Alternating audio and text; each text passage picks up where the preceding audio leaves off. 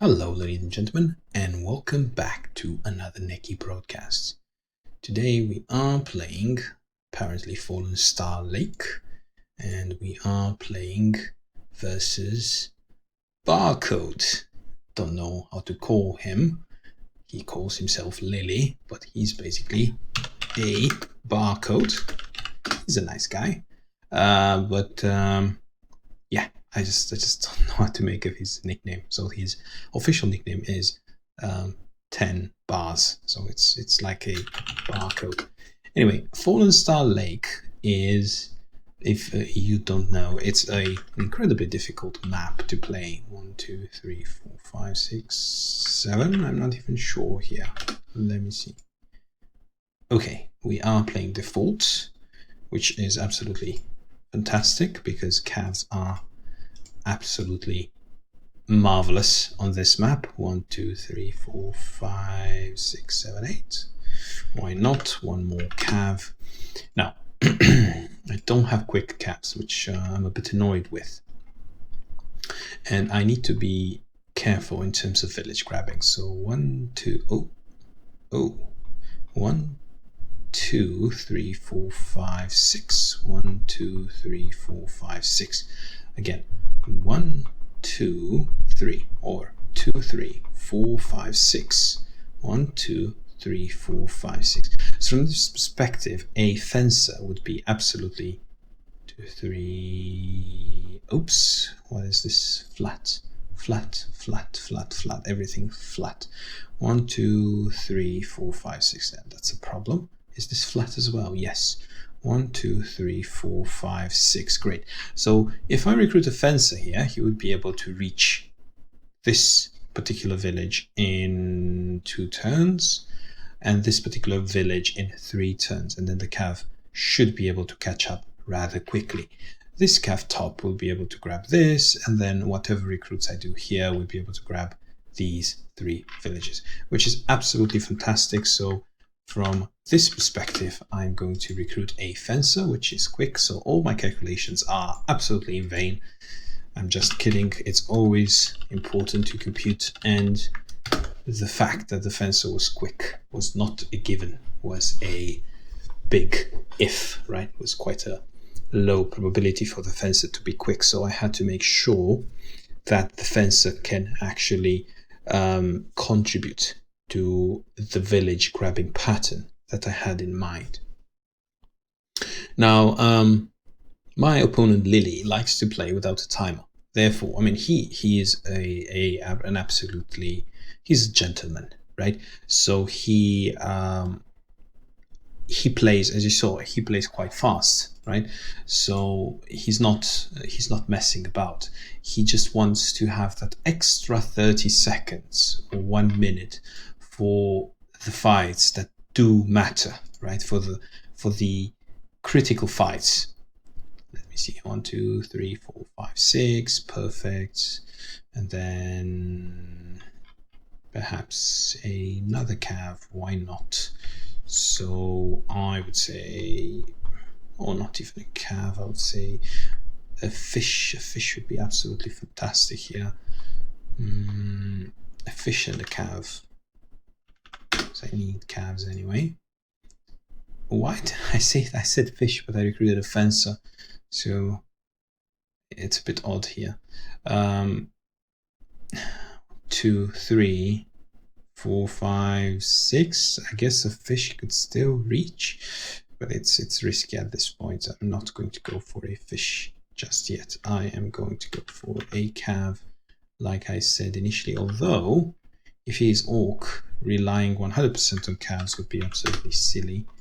But I am a bit frustrated with the fact that I didn't recruit a fish as I intended initially. But yeah, live and learn, I guess. Anyway, what I wanted to say about Lily, and I'm not sure whether I finished or not, is that he likes to basically take his time in those important fights, and there will be important fights on this map. Basically, there is going to be an absolute massive encounter in the middle of the map, and here on the southern front, there will be a run-by. And usually what happens is that the run-by is the one that wins the game, right? So there is a massive fight here, which is more of a distraction. There is an even exchange most of the time because there are so many units, and it's difficult to place your units in such a way that you gain a massive advantage. So it would be pretty even. And then your opponent has, let's say, a commando of 4 units, while you have only a small group of 3 units, right? So his commando is actually an army compared to your defending group. And then those 4 units, they exchange evenly with your units, but one goes through and gets 1 village. Then a second one, then the others grab the villages while you try to defend, and then with the extra income, your opponent recruits more units to reinforce the main battle, and slowly you get overrun here. And once your opponent has these villages here with the pillagers, and then gets his foot on this village or that village, then you know the game, it's over for you. So you have to mind this pattern, and you have to do a balancing act. But the balancing act is not as, let's say, clear as on other maps, because other maps are symmetrical. So you have 2 fronts, relatively symmetrical, relatively balanced in terms of villages and positioning and terrain composition. And then you basically have to look, what does my opponent have here? I need to also have the same. Numbers are pretty even. No, here you have to assign higher priority to the main flank, but at the same time, you should have good scouting on this side in order to make sure your opponent is not preparing a backstabbing move. Okay, with this being said, I'm really curious what he is. Oh, no joy, I guess. Well, we shall see eventually, right? And as I am saying that, I realize that my fencer going bottom was not essential. My cav could have gone bottom, and my fencer could grab this village. Now, considering how I played this, I would say that my fencer should go here. And, my intention is to have 2 fences bottom, right? Try to do a run by. And in terms of the main, in terms of the leader, I would say no matter what happens, I do need some spearmen, and I should have recruited spearmen ages ago. It's already a bit too late. I just hope that he is not orc. My only saving grace here is that it's I'm player 1, therefore I can let's say I can afford to lose 1 turn. Right? It's not a big deal if you are a if you are a lawful faction on such large maps. You should rejoice, because there is definitely, most of the time there is little you can do at first night, right? You can't really push your units forward that much, because as lawful, right, your units are not at their peak potential, right? So even if you rush, you will be rushing in during a difficult time for you. You could argue, what if my opponent is lawful as well? Then it is fine, right? Because lawful versus lawful. Yeah, but think about it. What are the lawful factions? Lawful factions are loyalists and drakes, who are not that lawful, if you think about it, because they can recruit Saurians. So they have a mix between lawful and chaotic units. Whereas elves, let's say, they do have neutral units, so you can't rush versus elves either. So as loyalists, you can afford basically to be a bit slow in terms of your first attack. And I'm playing versus undead, so this is going to be interesting. This is really going to be interesting. So first of all, he has absolutely fantastic scouting. Okay, I'm just going to move my units forward. Not even going to look that much. I'm just going to push forward with 2 fences. This particular fence is quick and he can immediately turn around and do some, or even the cav can help him defend. I mean, the cavs are better at defending than now I do need to look a bit around. So what am I going against? So I think I can go one more. I should be careful here, because if they do catch me, then can I go one more? Nah, not really. So he has a balanced set of units, I would say. I mean, a ghost, skeleton. I shouldn't be afraid, to be honest. I feel that I could, I mean, definitely here on this side, I could be a bit bolder, I guess. A bit more. 1, 2, 3, 4, 5, 6. Okay, I can go one more. That didn't show anything, so yeah, that should be fine. Now, this unit composition doesn't really tell me much. I do need some spearmen, even if I'm versus undead. I do have a strong resilient spearman here, which is absolutely fantastic. Even if I'm going versus undead, I do need some spearmen. Now,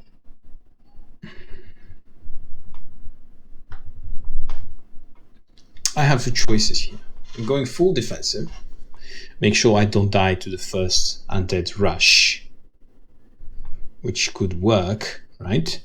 I mean, it could be a more of a sure play, or I could start already preparing for my day attack. Right? Already start adding mages and everything. Now, I'm not too bothered. For example, I mean, if I do recruit a mage now, probably I won't have enough of a large force to do anything during the day. And I do need a mage and a horseman before I'm able to attack. And then I wouldn't have, at this point, I wouldn't have the core units to defend them. So I'm not that bothered about mages. Also, I'm not that bothered about his attack. Just look at my leader, right? Red mage, fire, melts ghosts, melts skeletons, right? Only issue that the red mage would have would be the adepts, right? So from this perspective, what I should think about is basically unit composition. And that's it. So you can say, well, Nike, what unit composition? Mage is a good unit to add to your composition. I agree. But as I told you before, most issues occur when your opponent basically does a run by. So from this perspective, I would say that I definitely need some fishes. So it would be better, to be honest, if I could. So recruiting a fish here would be okay. 1, 2, 3, 4, 5, 6, 7. It can fight on this avenue and then go back. It can even go 1, 2, 3, I believe. 1, 2, 3, then 1, 2, and then 1, 2, 3. So it could also support here. So 1 fish is fine. And then another spearman, simply because I do need these core units. Plus, my mage can deal with everything else except adepts. So if I have, after my mage, let's say, clears a ghost and the adepts are open up, then I can throw my spearmen in and do some damage, especially strong spearmen. That's what I like to see. Don't really care about resilient that much. I mean, strong resilient would be optimal, don't get me wrong, but don't care that much. My only worry is to deal a lot of damage to these adepts. Plus strong I think, adds one more damage to these skeletons. And it might not seem like much, but it is a lot. It matters because the initial damage is already reduced, right? The initial damage that the spearmen do to these skeletons is already reduced, greatly reduced. So I believe spearmen deal during daytime. Again, don't quote me on that. We are going to see relatively soon, but probably they deal 3 or 4. I mean, I think we can compute.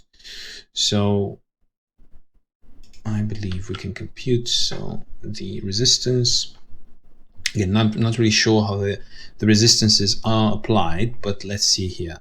Pierce resistance 60%, plus 25% damage from the spearmen, and then you get the 60% resistance. It means that the resistance is 35%. I'm not really sure if it works like that. I hope it does. So 35% resistance from the skeleton, 35%. And if you had 7, which is the base attack damage of a spearman, 35% would be, let me think. I mean, let's approximate it to 1/3. So 1/3 would be 2.3. Okay, because we made the approximation, it would be, it doesn't matter, it's around 2.3. So 2.37 minus 2.3, that would be 4. That's quite a lot, 4.7, which leads me to believe this is not how the resistances are computed. So it might be that the bonus is applied first. So for example, we have 10, let's say, and then the resistance is 65. That means that, no, 60, that means 6, right? 6 of the damage is blocked by the resistance. So it means that a strong resilient spearman does 4. So this might be it. This might be a bonus, and then resistance is applied, and that makes more sense, right? If you think about it, that makes more sense. Because the way I computed initially, right, with those, negative resistance plus bonus, they don't actually add up. You first apply the bonus, and then resistance applies to the actual damage, right? Which makes a lot of sense, right? So resistance is much more effective in this scenario, which I believe this is what happens. So this particular strong spearman would only deal 4 damage to the skeleton, which is if you have a dying skeleton, right? I mean, skeleton archers especially, they have 31 hit points. They are quite low in hit points. So from this perspective, I would say that 4, that's quite a lot of damage versus skeleton. If you can, again, hit it with some calves, which have blade attacks, by the way. You hit it with 2 calves, and then you get 2 spearmen to hit it. That's, you can actually kill a skeleton with 4 units, although they are specifically designed to counter spear attacks. But you could still deal quite a lot of damage. Now, so in terms of unit composition, I do need fishes, and what most players do, they like to take their leader below towards the southern keep, and then they go here and they recruit. So they first take the leader here, then they do 5 movement, and then 5 movement, and they recruit here some units, right? This is what they like to do. I don't have the luxury of doing that, however, and that would be optimal, right? Don't get the fishes, run through these fields. I don't have the luxury of doing that. Let's see here. 1, 2, 3, 4. I think that's a good scout. Okay. I just wanted to make sure his leader was not doing any shenanigans south. So from this perspective, we are fine. And I want to lure these units towards this flank. So from this perspective, again, I have no idea what he recruited. Wish I had a quick cav. I want to lure them into this area where it's very easy for my leader to defend. Now, I I really don't know. I could support myself with this merman in defense. That would be the, let's say, the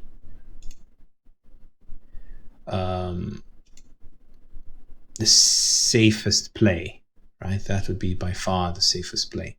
So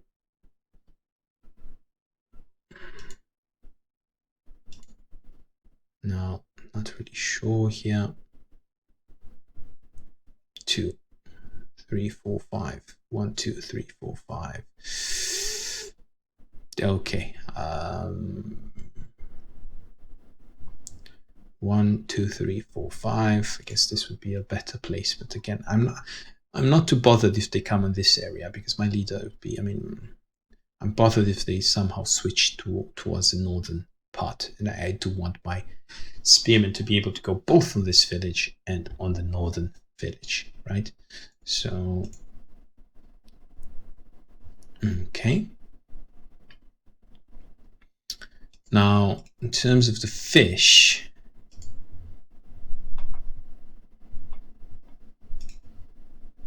okay, I don't want him to be able to hit the fish, simply because fish is a very easy target.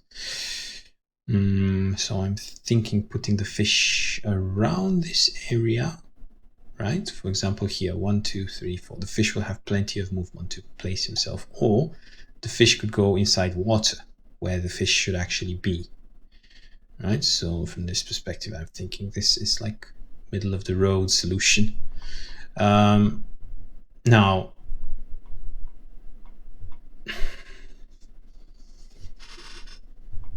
I think I have enough core units, to be honest, at this point. But let's not be too hasty.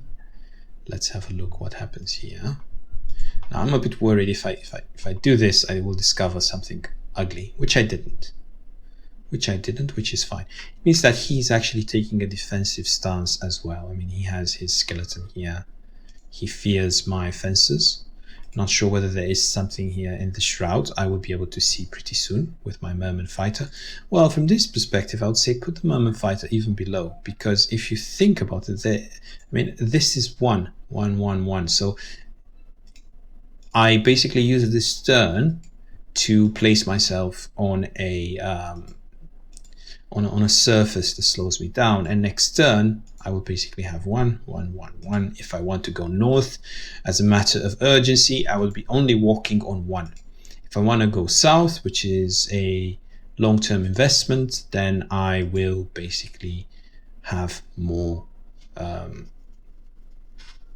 Well, I'll have to basically go 2, 2, but then I will at least have 3 to place myself in a relatively decent position. Now, this gav is really important. So this gav can go either south, which will put tremendous pressure here with a run-by. And I will basically force him to recruit more ghosts, right? So I would say, given how this leader, how well this leader fares versus undead units, I would say that I can afford taking this scout bottom. So I'm putting tremendous pressure here with a run-by. And this cav can also go 1, 2, 3, 4, 5, 6, 7, 8. It kind of can help, right? Kind of can help. So with these 4 units potentially going south, I'm basically telling my opponent, look, I have 2 skirmishes. I intend to abuse them, and I intend to do a run-by here. If you want to defend versus such a run-by, you need to get a ghost here for more mobility, or you need to recruit walking corpses, put them on every single village, right? Whatever you want to do, don't attack me here with full force. Be wary of this southern flank, because this might hurt you a lot on the long term.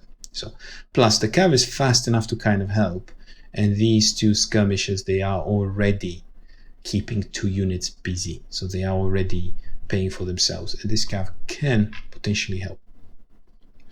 Now, I'm seeing these skeletons, and I'm seeing 1 Dark Adept. I'm not seeing more Dark Adepts. This doesn't mean that here he doesn't have 2 Dark Adepts. I mean, he might as well do. He might as well have.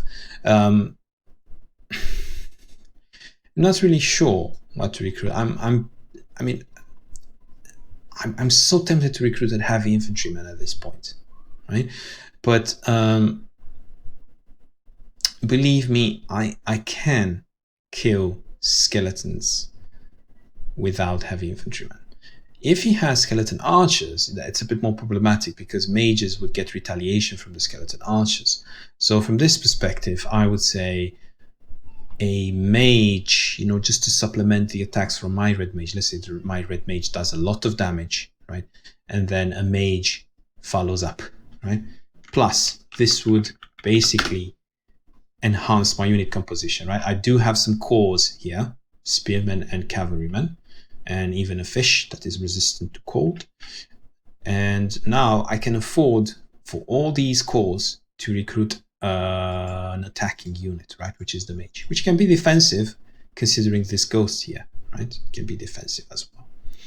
Okay, that puts me in I would say, a decent position, with the mention that I recruited the mage instead of recruiting a spearman and then being able to recruit 2 spearmen next turn. So I will be able to recruit only 1 core next turn instead of being able to recruit 2. So a thing to have in mind, which again, I went with it because of my leader. Okay, let's see what he does now. He's obviously seeing absolutely everything. He has a bat. I'm not sure whether there is something here lurking in the dark. My mage can attack that though if he does decide to go for this village. And there's nothing more that I would like than him throwing a lone scout here at this point, because it will give all these units something to do during the night. I mean, look at all these scavs waiting to attack. Okay, ladies and gentlemen, had to go away for a second there, but as you can see, not much happened. So basically, he did not even move his skeleton here. If he was serious about an attack, he would have moved this skeleton right here, and he would have attacked my cavalryman. However, he's just, treading water over here, more or less.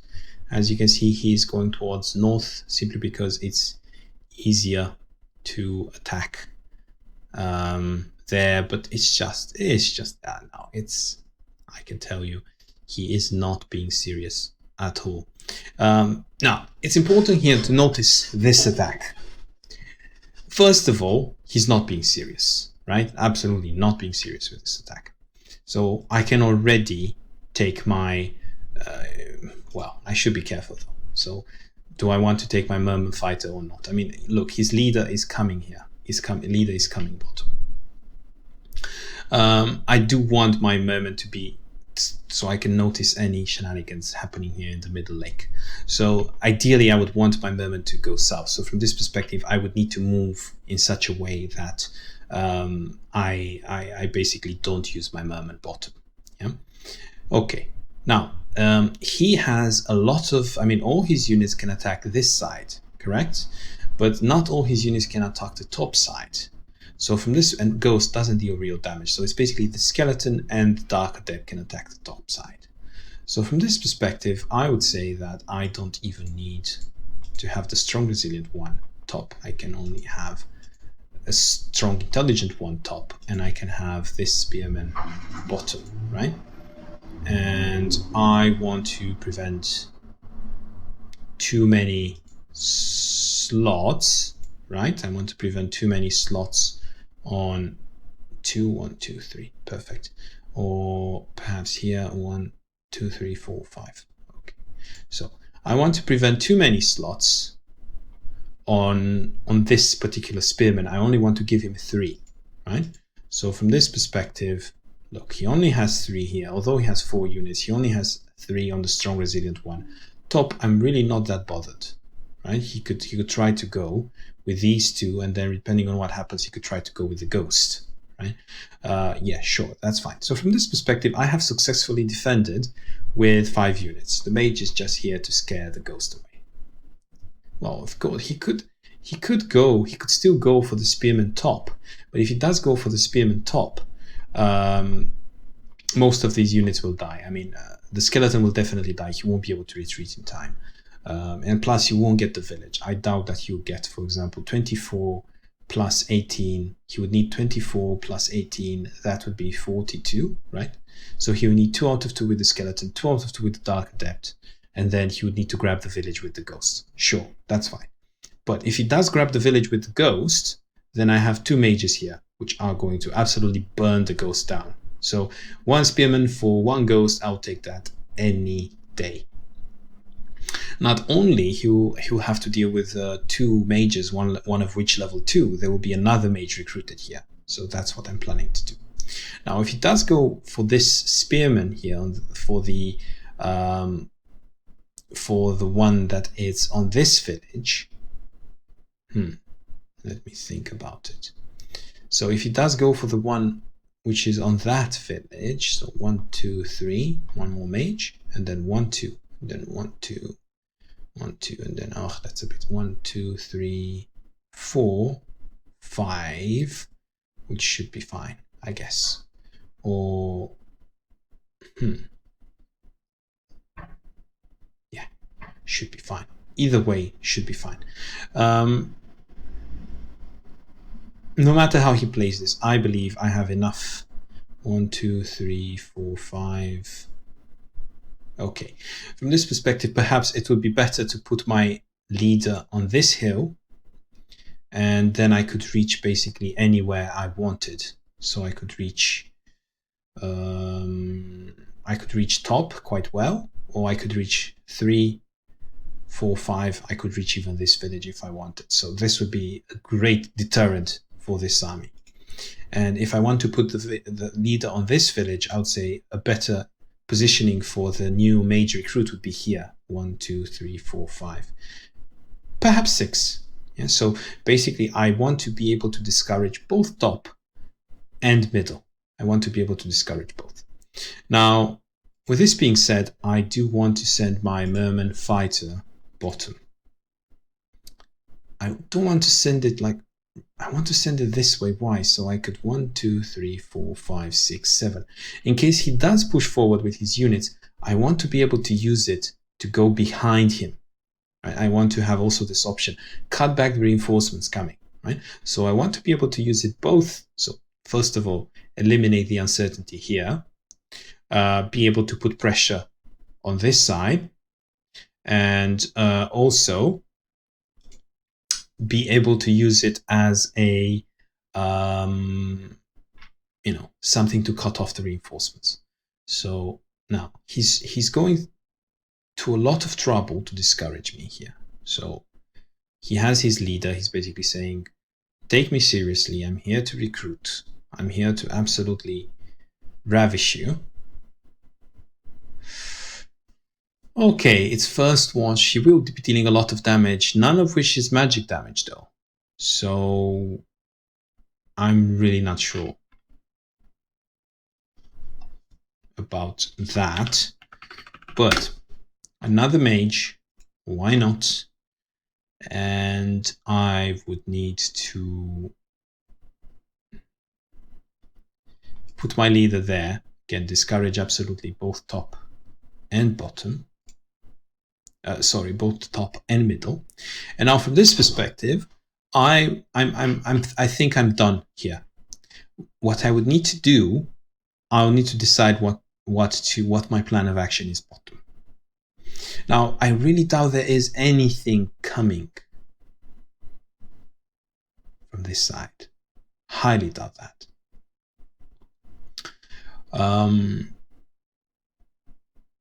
So with this being said, if I can dodge a bit here, I'm not saying dodge a lot, just saying dodge a bit. If I can dodge a bit here, 1, 2, 3, 4, 5, no, that's shallow water.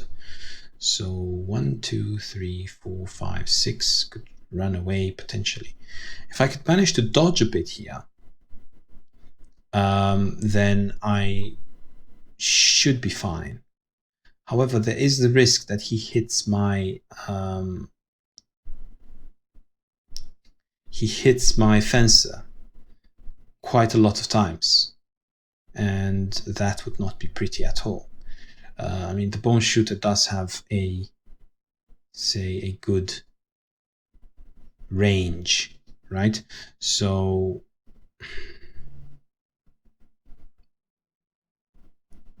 Let me see. So I would say planning mode here. So if I do this, then if I place it, I want to place it outside the range of the bone shooter, right? So I place it here. Can this, okay. My only worry was that this particular vampire bat would get here and that would make the retreat for my fencer difficult. But now look, I'm staying outside the range of the leader and I'm staying outside the range of the skeleton archer. If his leader were to come here, 1, 2, 3, 4, no.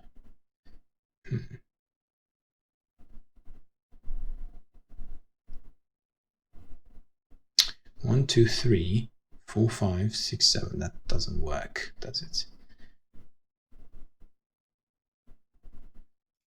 That's not a good placement. So I would say, what is it? It's H, I believe. Yes. So this intelligent resilient one needs to be here. Why? Because it could reach 1, 2, 3, 4, 5. Right? It could reach this particular forest, and then it could reach this mountain and whatever. 1, 2, 3, 4, 5, 6. 1, 2, 3, 4, 5, 6. Yes, that is fine. No, it was better before. Because I'm not actually, I'm not planning to advance here. I'm just planning to lure the leader bottom. That's all I'm planning to do. And in case the leader does come bottom, I'm planning to retreat with both of these. So from this perspective, I would say 1, 2, 3, 4, 5, 6. 1, 2, 3, 4, 5, 6. This is great. Here I would say 1, 1. Never mind. And I would put also the cavalryman here, just to show that I am serious. If he doesn't address this, I will basically move forward with the fencers and cover myself with the cavalryman. So from this perspective, I would say that this is a great placement. Now, before I would say yes, yes, and yes. Okay, and I will deactivate planning mode. So this is a great placement. Perhaps I could move a bit. Okay, nothing coming. So this is a great placement, especially there are 2 bats here. It's basically difficult for him to defend. Plus the cav will have this. I mean, if he goes here, if the bat goes here, let's say, I would be able to attack him with the merman. And I would be able to still retreat decently for 1, 2, 3, 4. That's still a valid retreat. Also, these fences, they only have 2. So 1, 2, 3, 4, 5, 6. And this one, 1, 2, 3, 4, 5, 6. 1, 2, 3, 4, 5, 6, 7. Even that. So it could even do that. So I would say even the bat, if the bat comes here, I would be able to do a decent retreat. Okay. We shall see. But if the bat comes here, he has to cover this village, so he has to take some forces to cover these villages. Remains to be seen. I would say that this particular positioning is decent. Okay, so this takes care of both the southern flank and the northern flank. So now the ball is in his court. Does he attack here? Does he go with his leader bottom to recruit? If he goes with the leader bottom to recruit, then I know he's not serious about the main attack. If he does retreat and reinforces the main attack, then I can do something with my fences perhaps. So sky is the limit. The pressure is on Lily to make a decision.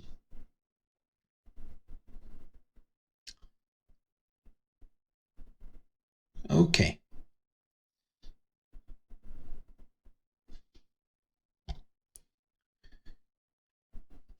So, I'm really curious what he will do now.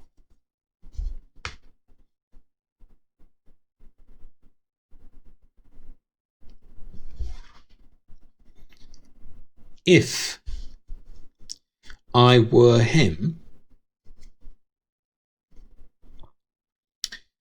I really don't know. It's a difficult situation. I mean, he's not under any, so we are being, so the blue player, when I say we, I mean the blue player, is being passive aggressive, right? So if I were him, if I were the red player and blue player was being passive aggressive, then I would make a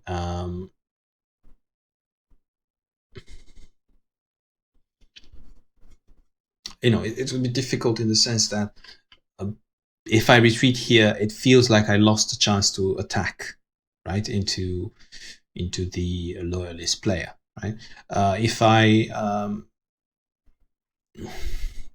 If I go back here, then I would have to still think about what will happen with these 3 units bottom. Will they, because I don't have many level 1s here, right? So red doesn't have many level 1s to zone of control my units. He does have 2 bats, which are absolutely fantastic, right?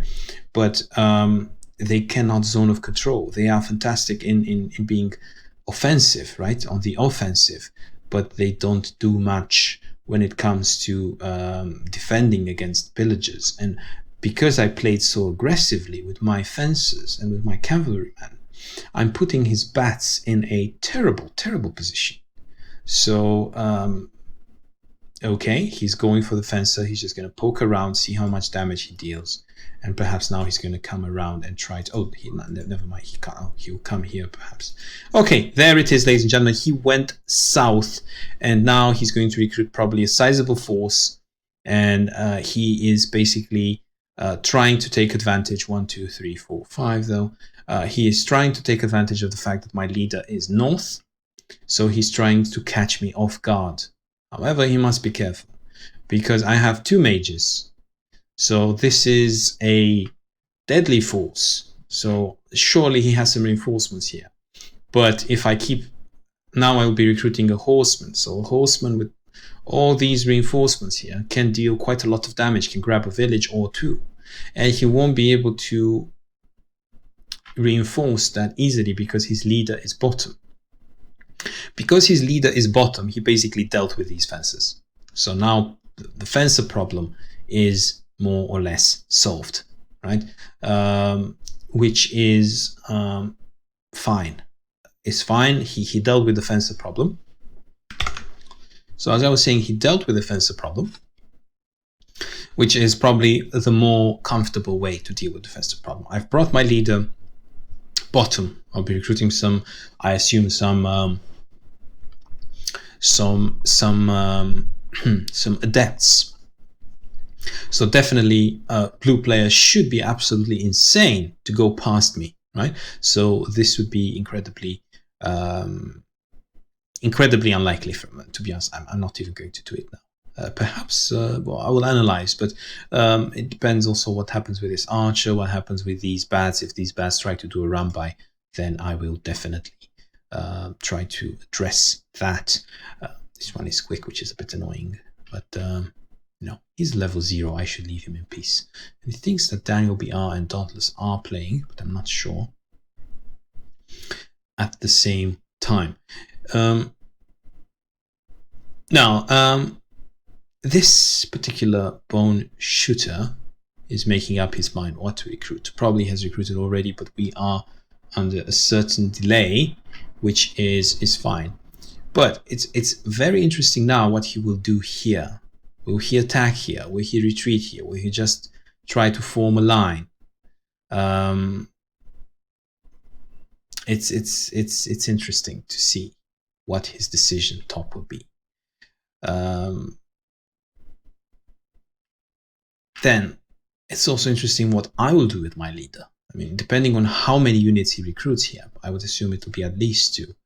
I will go towards bottom, and then I will so I'll recruit here, then I'll recruit here again next turn, then I'll go bottom, and by the time these units, hopefully by the time these units get to my southern keep, I will have my leader in the southern keep recruiting lots of defensive units. Okay, bones. We see lots of bones, and he is going to push forward with bones, which is good for him. That's actually a difficult army to deal with.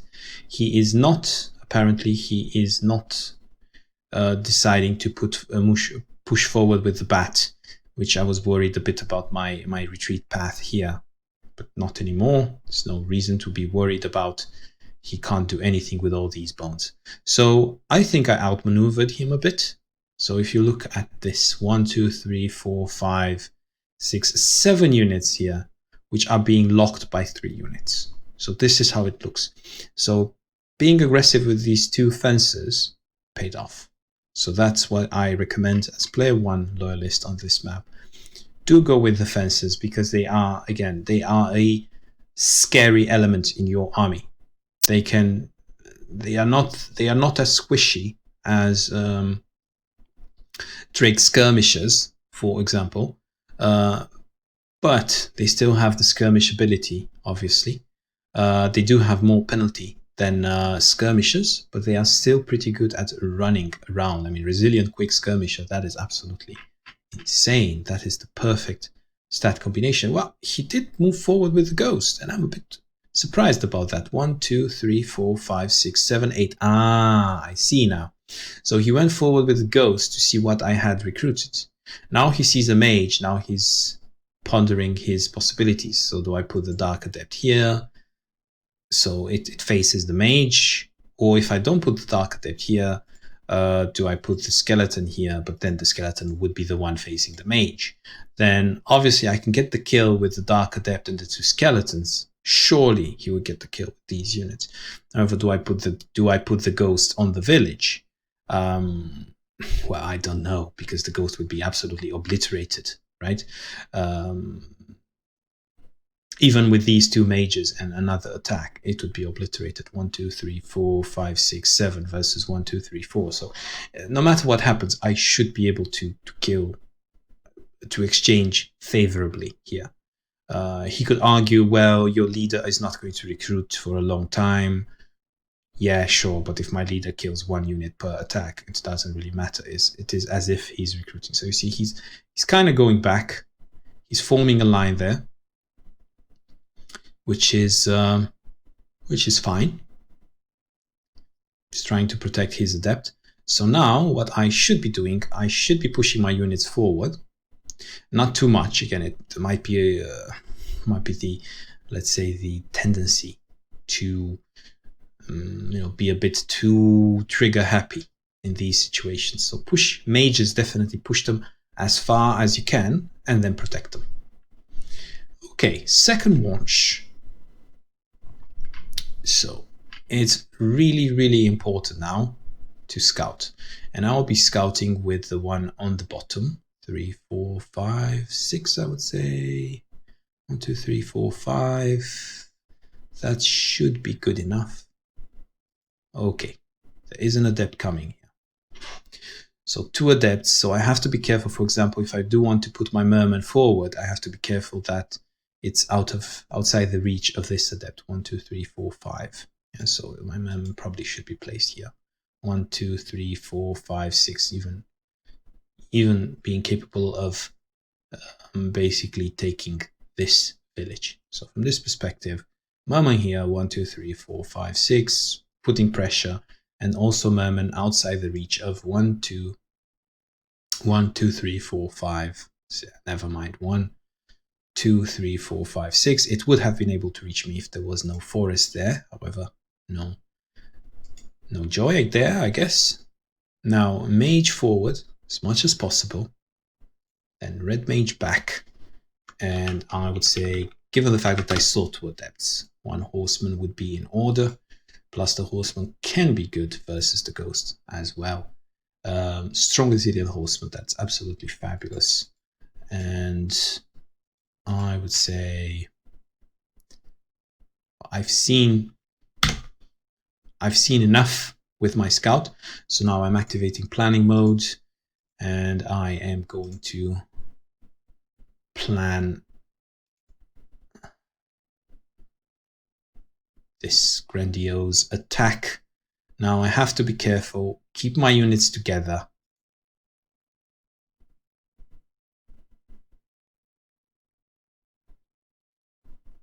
I am thinking this way.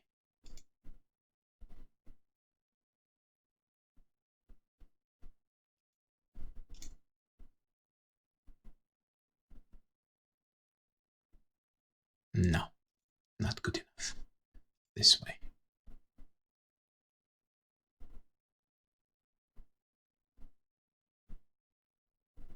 Not good enough. Not happy with that. Take it back. So I would say this way. And then this way. No. Perhaps this way. Yeah, that could work. So again, I'm trying not to give him too much area to attack my army. But for example, he could attack the mage if he wanted to. Yeah, but he only has one slot, right? So, and also I don't want him to be able to attack my army from strong positions. For example, like this hill. So for example, he could move forward with the Dark Adept. Yeah, sure, he could do that if he wanted to. But and this one here. He could kill actually this spearman. So from this perspective, I would say H. Just going on here. It's not doing them in the order that I ordered them, basically. I think it's better to just put the mage a bit back to be easier to defend. So from this perspective, I would say it doesn't really matter that much how I position my cavalry. What does matter is how I position my other units.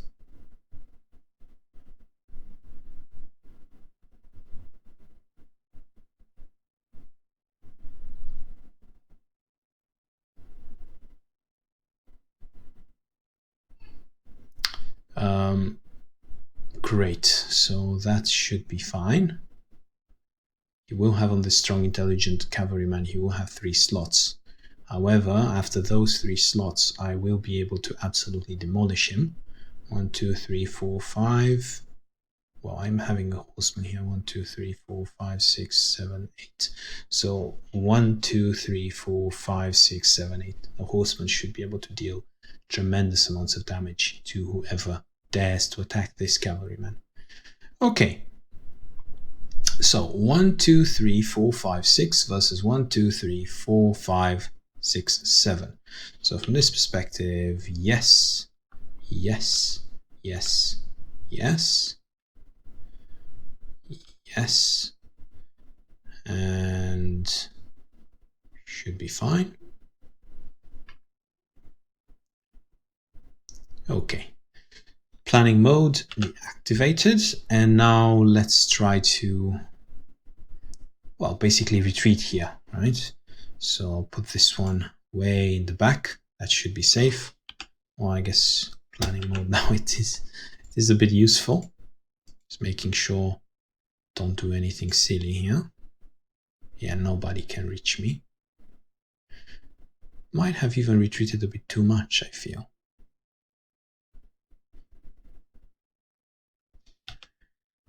H. So for example, I could try to do this here and then do this. It means that the bats couldn't reach the wounded.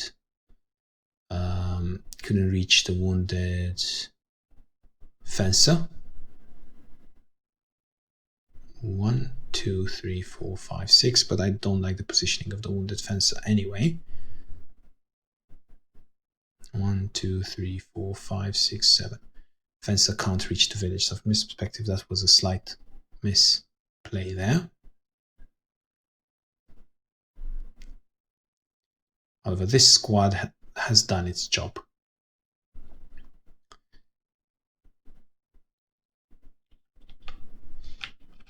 Wow, he scouted here, so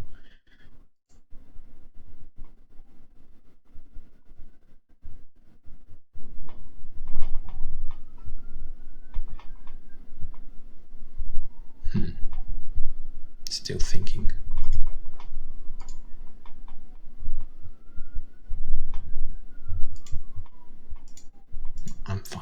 this positioning, to be honest. Okay, so we should be absolutely fine on all fronts. So I'll say yes, yes, and then deactivate planning mode. And we pretty much covered everything. Just double checking here, make sure nothing is too crazy. Okay, and it's up to him, ladies and gentlemen. Hello, ladies and gentlemen. Was a bit interrupted again. So as you can see, he retreated. He was scared by our passive-aggressive stance here. Probably his leader from this side also went away. I'm not really sure. I could scout and have a look if I wanted to. But I have to also be careful about my my potential retreat. So I could perhaps move this a bit forward. So definitely hasn't recruited anything else on this side, right? So I'm really not sure whether these skeletons will attack this cav. It's a strong cav. So I really doubt they will attack the strong cav. So from this perspective, I would say I could even go a bit further. Okay, there is his leader. You can always come back here and reinforce if you wanted to. I have to be careful though now. There's a lot of bones here waiting for me. So I need to get this back. And yeah, that's basically it. This will be able to retreat no matter what. This particular cav here, plus these skeletons, they don't deal that much damage during the day. Now, I can be a bit more bold here with my push. Oh, look at that. Probably should have scouted first with my cav, but I already know, right? We scouted before. We already know what he has.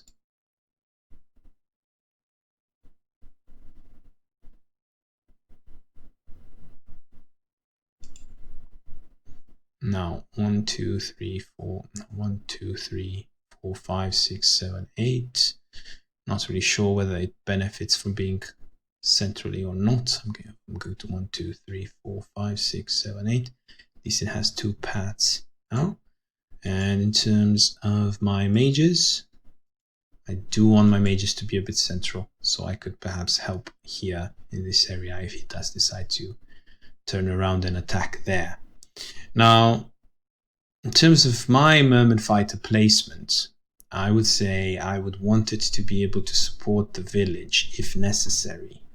So I would say, but at the same time, I would want it to be able to put pressure on this village. So I want to do everything, right? 1, 2, 3, 4, 5, 6. If I put it here on flat, then it should be able to reach back, right? At the same time, if I put it on flat, 1, 2, so 2, 4, 6, 7, it will still be able to reach there. So it's a great placement, especially. Oh wow, it is a great placement. I'd say I'm just going to put it no matter what. It's also a fun placement, I feel. Plus, it has immediate access to water, so it does have a great reach south. Also, it can support with the village, and also it supports with this particular line here. Now, I could even put my cavalryman on 30% because I highly doubt he will try to 1, 2, 3, 4, 5. Yeah, I could even do this. 1, 2, 3, 4, 5. Now I get full scout here, know exactly what's going on. Then I'm going to put it on 30%. I doubt that he will attack into this. Highly doubt that he will attack into this. In terms of what happens on the southern side,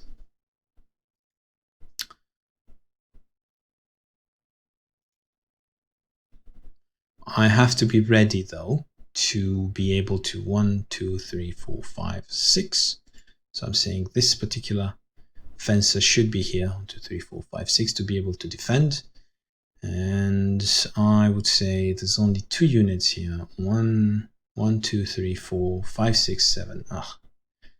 1, 2, 3, 4, 5. No. 1, 2, 3, 4, 5, 6, 7. No. No, no, no, no, no. Lots of no's. 1, 2, 3, 4, 5, 6, 7. Yes, that's not going to work either. So I could try to push at least my fencer forward in case he does decide to retreat lots of units from this side. He wants, for example, to take them.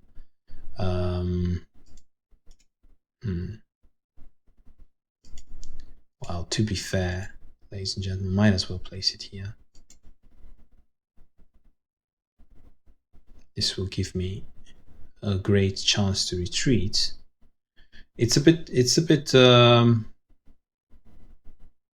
let's say it's a bit risky, but I'm hoping to lure some of these units to the bottom of the map rather than them helping top, right?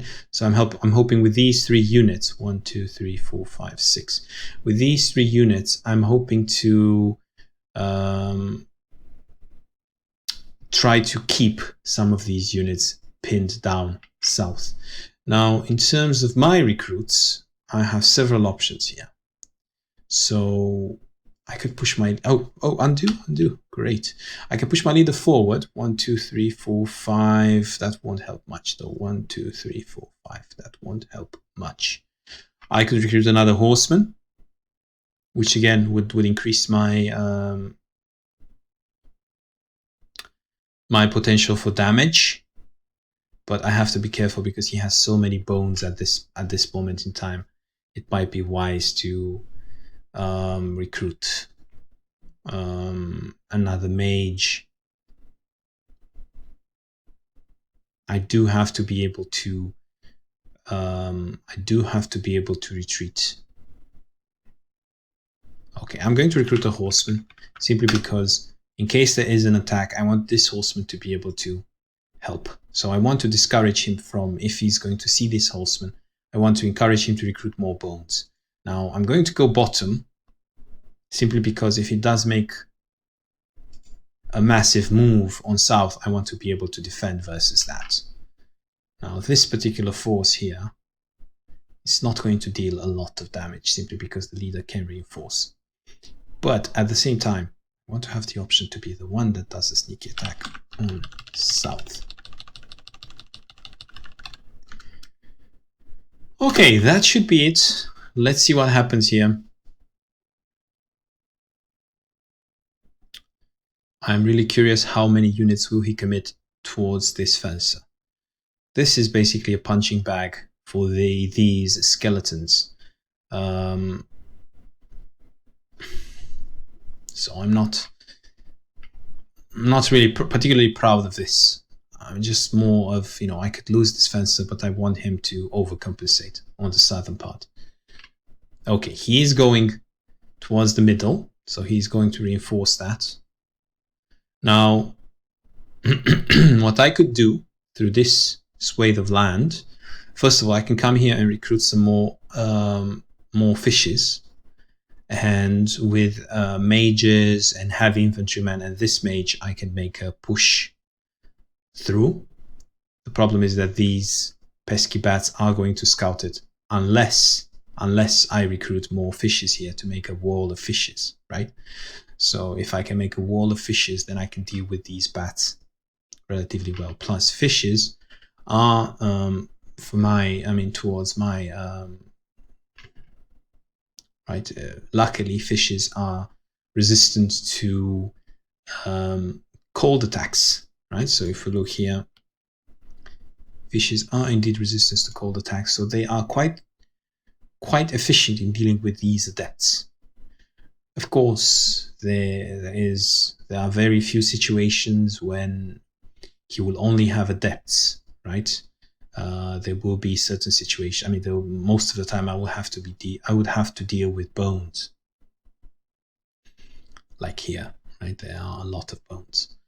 It would actually not be a very bad idea to recruit a heavy infantryman here, simply because there are so many bones. Heavy infantrymen you know, it's a small distance, right? 1, 2, 3, 4, 1, 2, 3, 4. Already putting pressure. Already they can't be so you know, so daring here. You would have to go basically for another adept. But again, heavy infantrymen, they are a liability because they are too slow in this matchup, especially on this map. So I have to be careful about that as well. Now I do need more cavalrymen.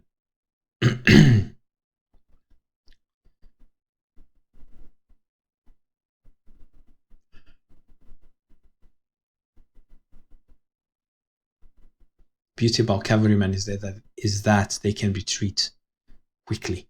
1, 2, 3, 4, 5. That's going to hurt, isn't it?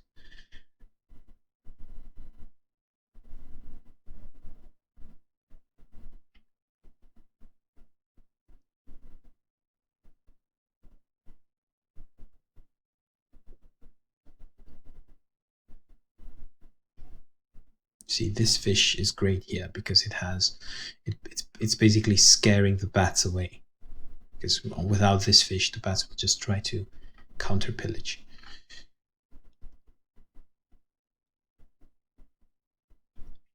Now he has a very good mix of units, and the next attack coming for me is going to be incredibly difficult to defend, especially with 2 horsemen. That would be, I mean, I've basically invested so much gold in this army. Well, if there is a map where this strategy with expensive units can work, then that map is Fallenstar. However, if you look at his units, they are extremely cost efficient, whereas all my units are more expensive than his. So I do need now to take a village and hold it for a while and use that extra gold to basically buy some core units. Oh, he's not even attacking the fencer, which leads me to believe that I might be, you know, I can basically advance here and try to do some run-bys. He will have to commit a lot of units versus this resilient quick fencer. It might be the case that he's also trying to lure me in.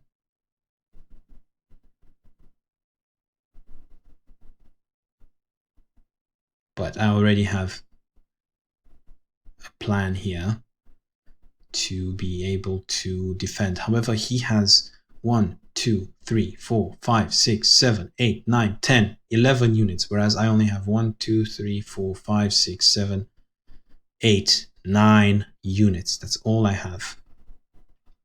I could also use this cav to go towards that area. However, I feel that it will not end well for me. Especially with mages. Mages are extremely, I mean, I need more core units to protect these 2 mages. I would need to be extremely careful here. I know exactly how I place my units, but it might not be enough. So I would say something of this sort.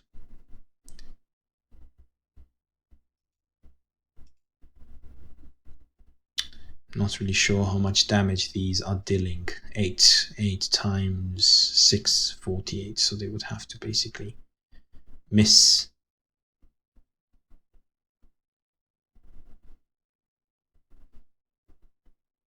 Couple of times. Now, I would say he won't attack this no matter what, right? So planning mode activated. I would say this one goes here.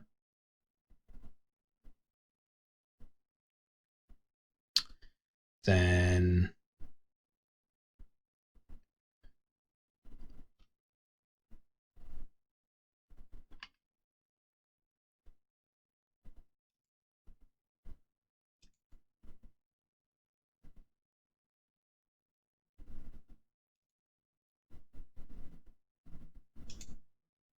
undo.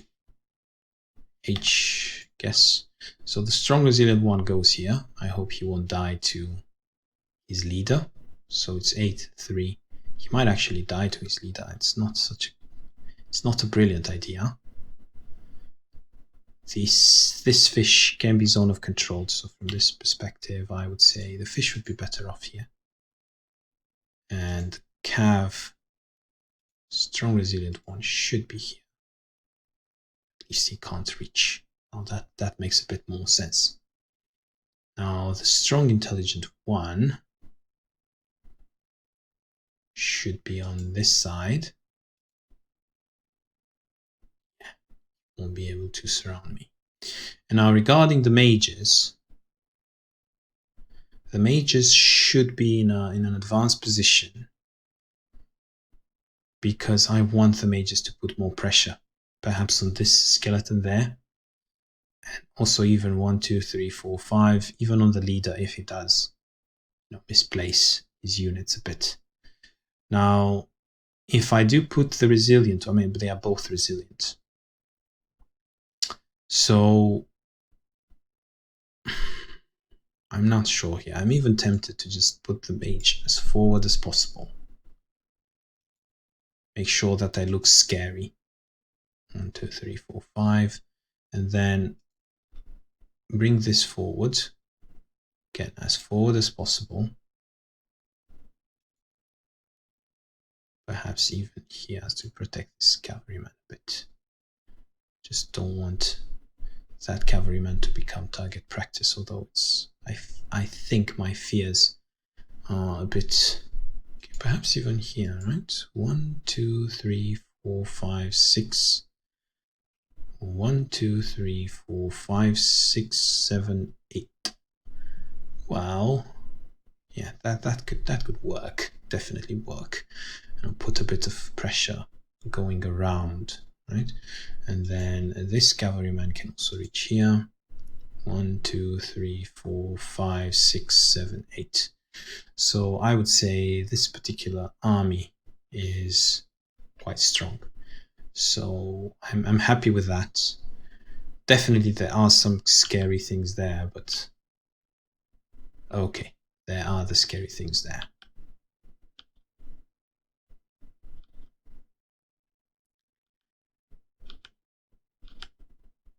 And now I don't think I can fight this army actually. So I think this army is really, really well prepared in dealing with whatever I throw at it. So from this perspective, I would say there are no. So as you can see, all the adepts are top. So from this perspective, I am not prepared enough to deal with these skeleton archers, and I would say that planning mode deactivated, and it's time to make a strong move bottom. 1, 2, 3, 4, 5, 6. 1, 2. Is this flat? Yes. 1, 2, 3, 4, 5, 6, 7, 8. Yeah, that's not going to go too well. But 1, 2, 3, 4, 5. 1, 2, 3, 4, 5, 6, 7. I can at least run this way. 1, 2, 3, 4, 5, 6, 7. Here, 1, 2, 3, 4, 5, 6, 7. And then, yes. So from this perspective, well, either way, 1, 2, 3, 4, 5. I need some planning mode, unfortunately. Yet again, if I place it this way, my cav is going to be zone of controlled. However, if I place my fencer this way, then my cav will be zone of control, not so much. Well, it still can be zone of controlled. It's just that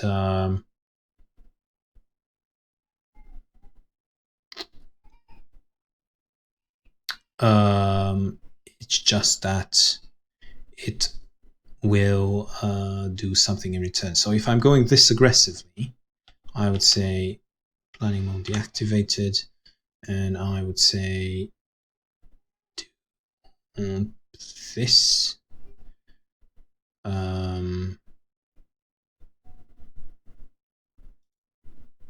Okay, there are some bad. Oh, never mind. Forgot about this guy. So there's actually quite a lot of units here, and they all just can't wait to attack me. So from this perspective, it will be rough. Okay.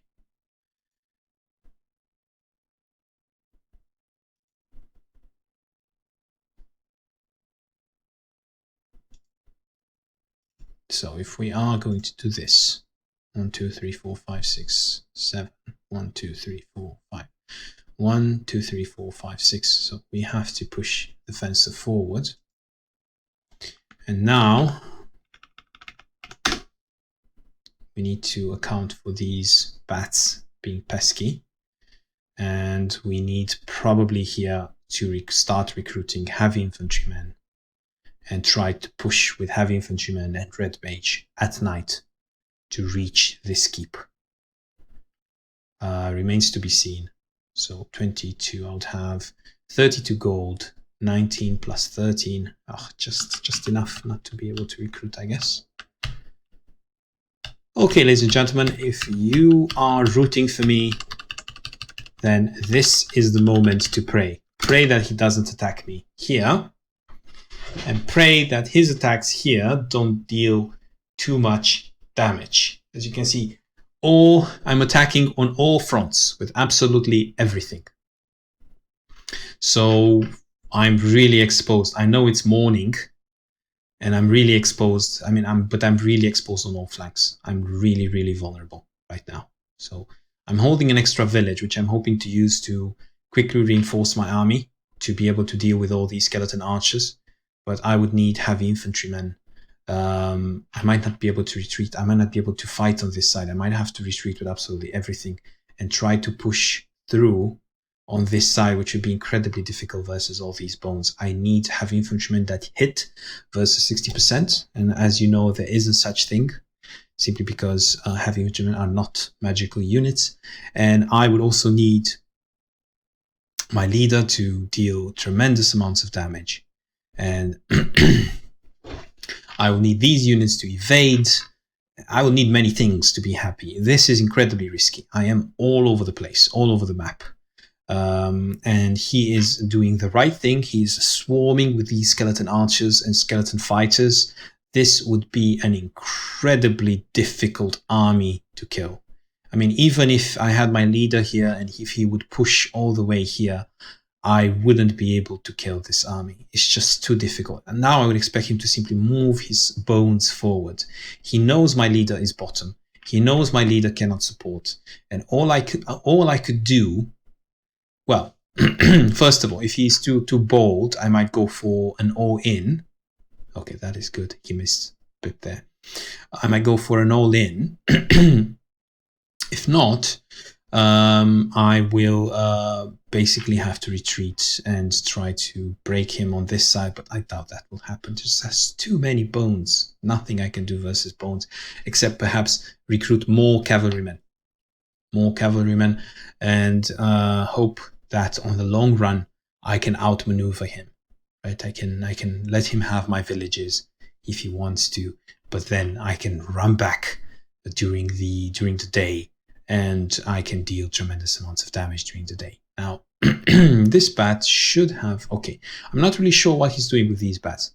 These bats should have been in the middle of the map, right here, in this lake, scouting and being absolutely best at what they do, which is being pesky, right?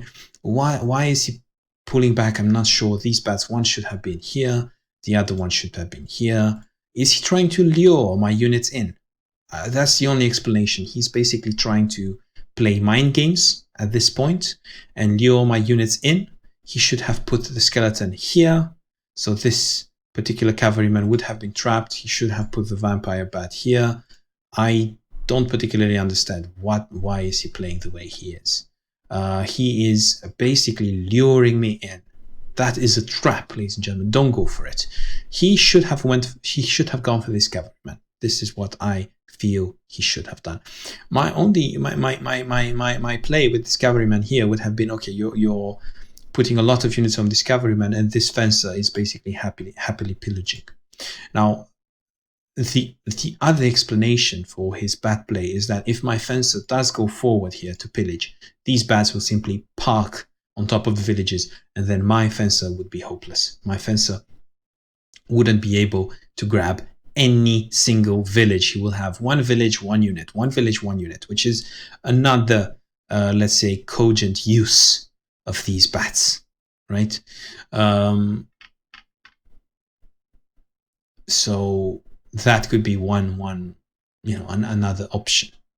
Now, I have to be careful here because, recruiting these many merman fighters will turn me into a very vulnerable target at night. I mean, they are great versus adepts, right? But they are terrible versus these bones. So in order for me to be effective versus bones, I would need heavy infantrymen. But heavy infantrymen are so slow, basically all my army would be useless. I would need perhaps more mages, but again, skeleton archers do deal a lot of return damage to mages. So it would be difficult to manage any way you put it. However, next turn it would be afternoon, so it would be basically the cue for me to retreat, and retreat I will. I'm not really sure whether I should recruit here another merman or perhaps a heavy infantryman, considering it depends on where his leader is. If his leader goes bottom, and he should go bottom, to be honest, he should go here.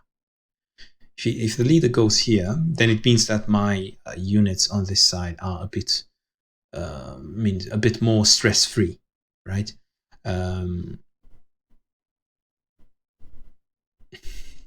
But, again, count 1, 2, 3, 4, 5, 6, 7, 8, 9, and I'm sure there's something here in the shadows.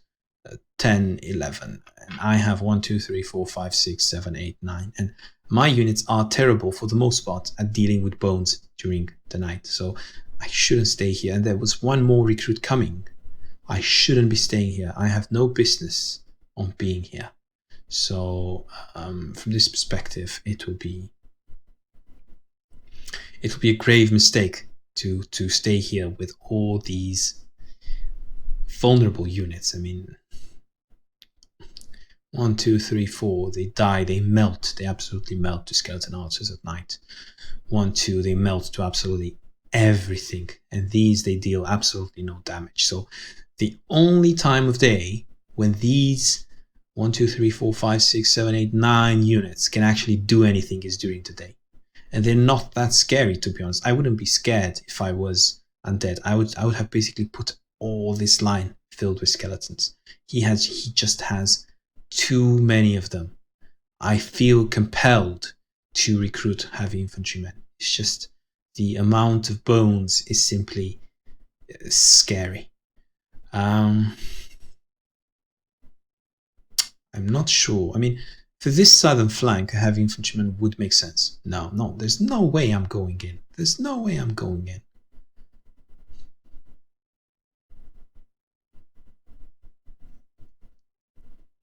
I mean, I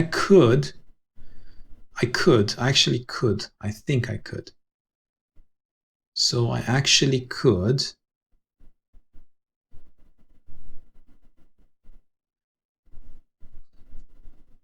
But it really depends on his leader positioning. If his leader goes bottom, I could go for this village as well. I could be greedy. But I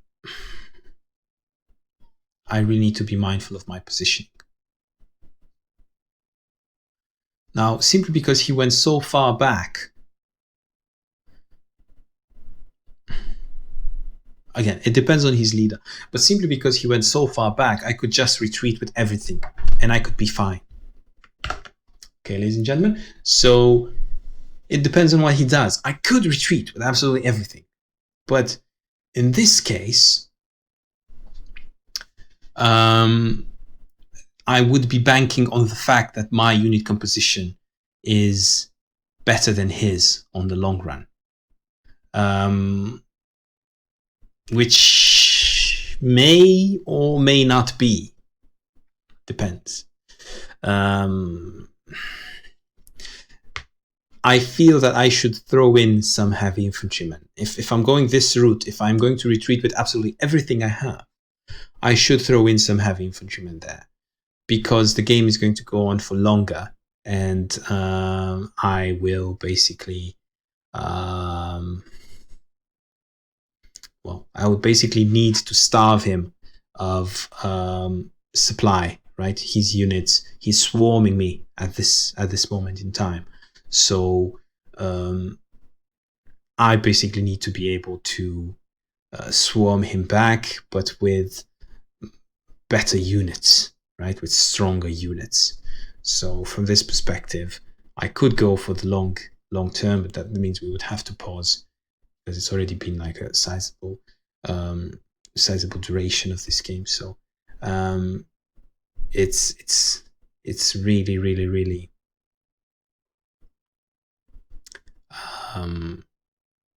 it's really, unless I stay here, it's really difficult to see how this game could end quickly, because it's kind of a stalemate at this point.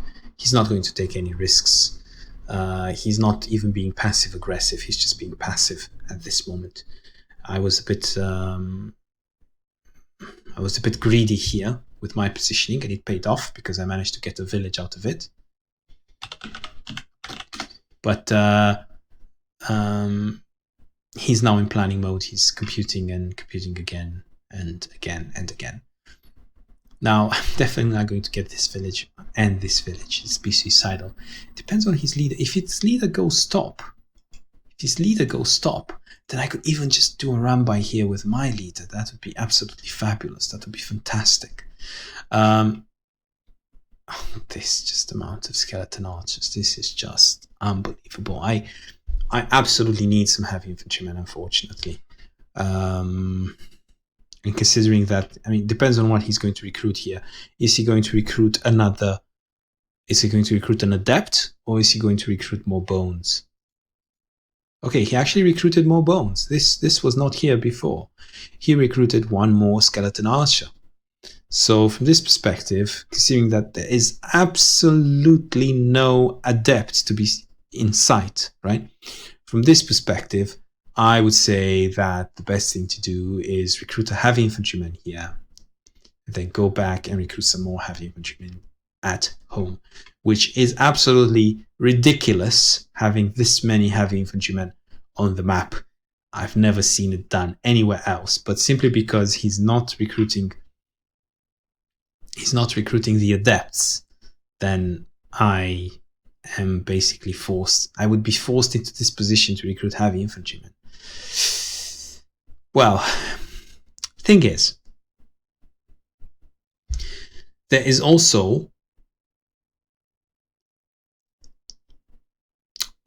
I mean, if I recruit heavy infantrymen, I won't be able to do this back and forth with my units, right? It would be really difficult to execute because they have full movement.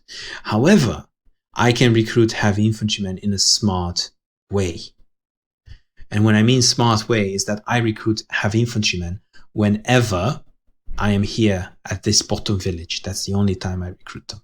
If the heavy infantrymen are slow, I keep them right here where they are, right? Because they are useful in defense. They can basically hold this castle. And since he doesn't have a lot of adepts here, he's basically telling me, Neki, recruit heavy infantrymen, Neki, recruit heavy infantrymen. Now, this leader positioning is a bit cunning. He's basically saying that I want to attack this cavalryman. That's what he's saying here. Now, and he says, I want to be away from these mages. Now, from this perspective, I could even, at this point, I mean, based on his positioning, I could even just grab those villages. So it's absolutely scary, but I can do it. So don't be scared, just bear with me. So I activated planning mode. And I would say everything back. So for example, this one goes back, this one goes back, this one goes back as well. And this one, okay, perhaps this one was a bit weird here. So I would say this one goes back. Well, not really sure. I'm still pondering regarding this. So these two definitely go back. Now, regarding this, perhaps I can keep it here. And definitely the spearmen, no need to go so far south. So now I could keep this here. I could come with this horseman, because horseman is useless in defense anyway, right?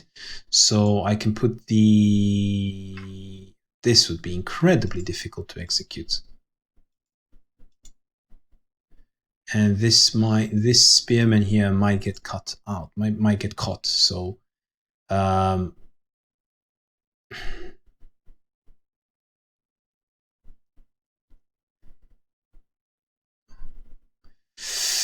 so he will have a lot of... Okay, never mind that.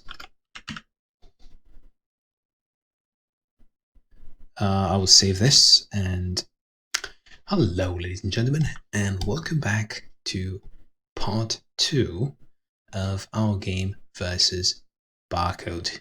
Well, I like to say Barcode, but I mean, if you look here, I mean, you see the name. It just feels that, for example, this one is, I mean, this particular bar is a bit higher than this one, and these two have the same length as the first one, and the last one has the same length as the second one. So you could arguably say that the name is Lily. However, if you look on the official ID, the official ID, which is registered for ladder, that one has 10 L's, I's. I really don't know. So I'm not really sure whether this is a particular alt account of another player. It's just funny how he tries to make his nickname resemble Barcode. Anyway, so I'll be calling him Lily, because this is what he told me once, that his nickname is Lily. So anyway, this is our game versus Lily, and as you remember from last time, or better said, as I remember, we were quite, let's say, aggressive with our push as loyalists, and now it was time to go back, because all good things have to come to an end. However, I do need to be absolutely sure that I do this right. So I need to retreat, and I could retreat and basically let him have the village. That is one option. Or I could retreat in such a way that I can retreat in such a way in that my units can actually hold this village, not get that much damage in, and then still retreat. So either way would be fine. Now, my leader is here. So from this perspective, I'm not really sure here how aggressive I should be. This particular merman fighter. 1, 2, so 1, 2, 3, 4, 5, 6. I mean, this should be good enough, to be fair. It should be good enough, could help both ways. Could grab this village. Now, if I push forward here, I remember there were quite a lot of units, perhaps even an archer here, so I don't see this particular incursion being successful. Now, as we were discussing, there were 2 ways to recruit heavy infantrymen. I believe I was going to switch to heavy infantrymen simply because, well, he's not recruiting adepts, so this amount of bones is simply ridiculous. 1, 2, 3, 4, 5. He can't even reach this keep. This particular bone shooter positioning is at best. So, from this perspective, I'm going to recruit any heavy infantryman. Now, this heavy infantryman is not quick. That's not the end of the world, simply because in this area with lots of castles, he can, for example, stay here. There can be another heavy infantryman here, right? So there can be uses for him in this short space, right? He can be a defender. If he was quick, I would have brought him top. Since he's not quick, I can just leave him be bottom. Now, what I need to be careful with is basically how I place my units here. So this merman fighter can take quite a beating, but it can retreat pretty well. 1, 2, 3, 4, 5. Yes, it can retreat pretty well. So I am tempted to leave it where it is.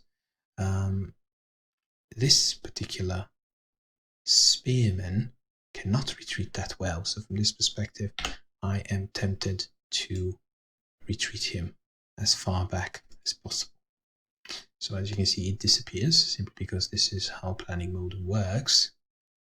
Just joking there, it's obviously a bug. Now, I should be careful here because if I do put, let's say, my strong resilient cavalryman on this village, I mean, he would be able to hit it. See, I'm not really sure here if it goes 1, 2, 3, 4, 5, and then my heavy cavalryman can go 1, 2, 3, 4, 5, 6, 7, 8. It could run away. It's just the fact that I don't have quick units. It's just it really hurts, to be fair. Now, I'm keen on leaving my leader here for one more turn before I go back and recruit. Although, judging about the amount of bones coming my way, perhaps it would be a better idea to simply put him somewhere in the middle. And based on how this fight is going to work, then I can decide whether I could bring him home or not. Now, he can hit me from a lot of sides, so I'm not really keen on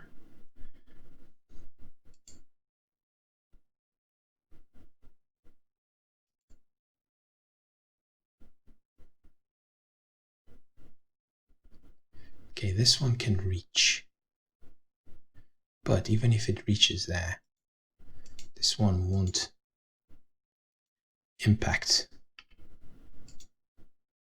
my ability to. Okay, so at least this skeleton archer can't reach me. There's probably a skeleton archer in the shadows that can reach me. Should be. Well, I'm guessing I'll just take the risk, to be fair, at this point. Just take the risk and I should be able to retreat quite unhindered, to be honest. His skeleton archers are simply too far away. They don't represent any real threat. Now, in terms of these units, it's just too much heat below, and I don't see myself doing anything intelligent there.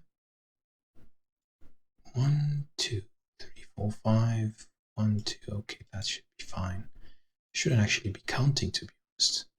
Should simply move and assess based on planning mode. So this looks all right, to be fair. Let's just prove unit by unit. So, okay, there are some adepts here, and I forgot about them. Let me see. Yeah, this might hurt. This might prove to hurt. I mean, there is nothing that can get here. Perhaps a vampire bat. So, well, I think I can take it. I mean, it's a strong, resilient cav, and it's going to be afternoon. I'm player 1, so it's not going to be that much damage, to be fair. Now,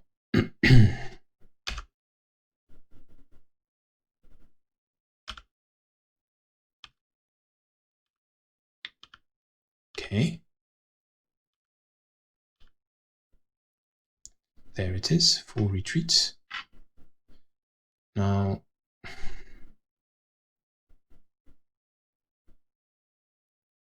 really sure whether this cavalryman here would be the best move or not.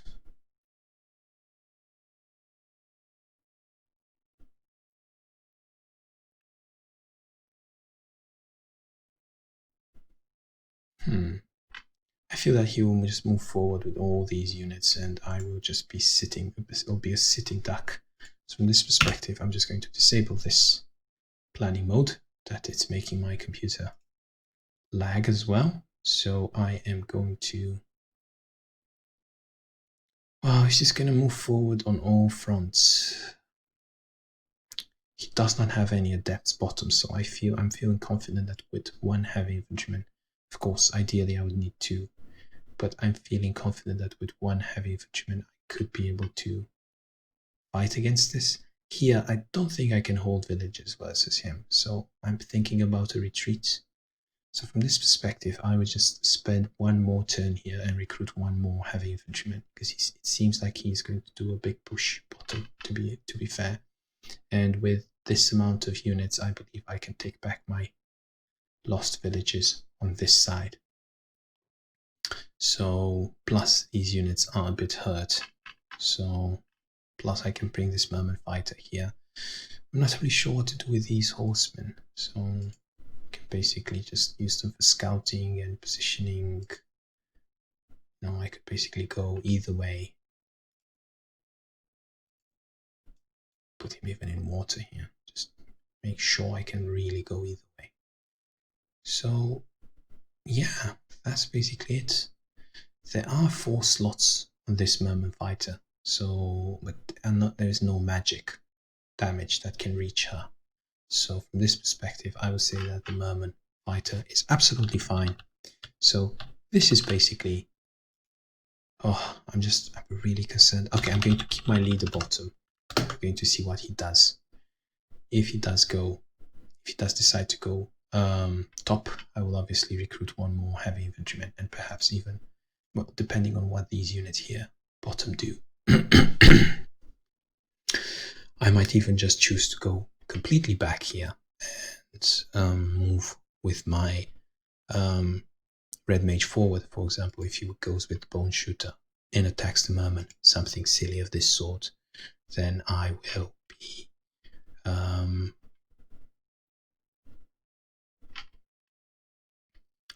trying to overwhelm him with 2 heavy infantrymen and a red mage here, although I would need a second mage. Remains to be seen. Anyway, he has so many units, he has so many bones that these fences trying to overrun him, it just doesn't seem plausible at this point. He just has too many units to intercept them. If his units push forward quite a lot, then you're right, then it's another story. He seems keen to move towards middle, which is fine. This might mean that I need to move my heavy infantrymen towards top. Of course, I can always move him back. It's not a problem. He's not attacking my units, as you can see. He's not going for it.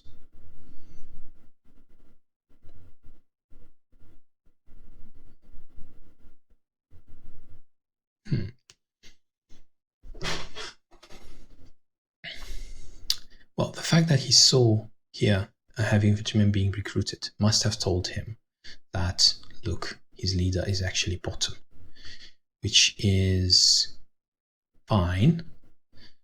So that's why he might converge with his units towards the central part of the map.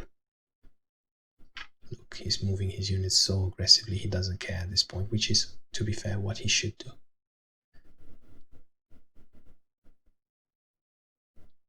This is a very scary army of undead. Extremely scary. So now basically I have discouraged him from... oh,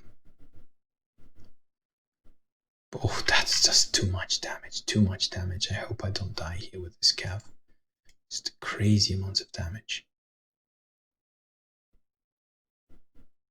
1, 2, 3, 4. What? Too much damage with these archers as well. 1, 2, 3, 4. Well, is he going to attack the cav? I dare him. Okay, so Bone Shooter went top. So from this perspective, I have absolutely nothing to worry about bottom. There's not going to be any kind of attack. So perhaps staying with the leader here was a bit paranoid from my side. Now, I do need now to make a decision. So I feel that I am quite ahead for holding this village for quite a long time. So I don't think I should be trying to make any kind of say fancy plays. 1, 2, 3, 4, 1, 2, 3, 4. This can be. Now, this could be useful there. Now, I'm keen on recruiting another heavy infantryman, to be honest. So he's not recruiting, he's banking a bit. Because I do have 21 income plus 34, that would be quite a lot. Perhaps another mage, simply because it does have, it's a bit, and I can recruit a heavy infantryman when I reach actually this keep. So from this perspective, I would say another mage and 1, 2, 3, 4, 5, and then 1, 2, 3, 4, 5. It can reach here. So from this perspective, but then I really need to defend. So I'm not really sure. Perhaps I should just recruit heavy infantrymen simply because look, 1, 2 dark adepts, and that's it. So although it's probably not the best positioning, I would say unit composition wise, I do need more heavy infantry. Quick, thank God. 1, 2, 3, 4, 5, quick fearless. That is a great investment here. And now I'm tempted to basically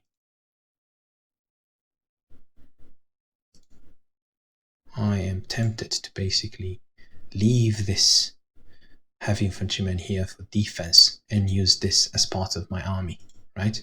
So that would be the ideal situation. Plus I will have gold for a heavy infantryman again, definitely. And well, it remains to be seen. I might need all hands on deck depending on what happens here. So let's move back. Definitely this Merman fighter will need to retreat this side. There's no question about that. Now, I need planning mode for the rest, I believe. So this particular cavalryman needs to go home. This one needs to go home. These mages need to go home as well.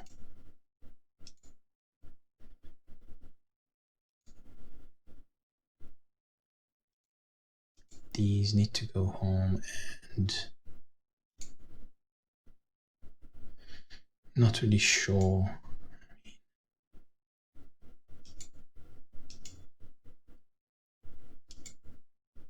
Okay, it's just a blue mess at this point.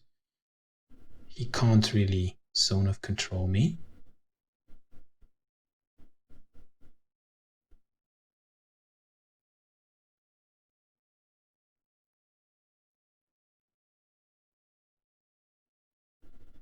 So that's great. Should be careful here with the Merman.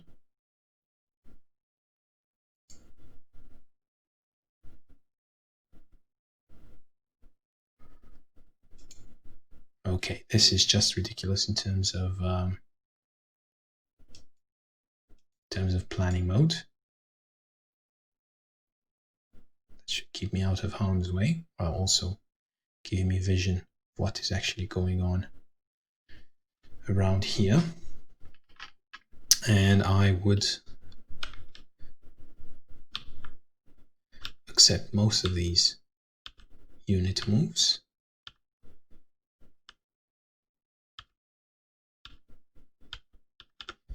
And this should be far enough.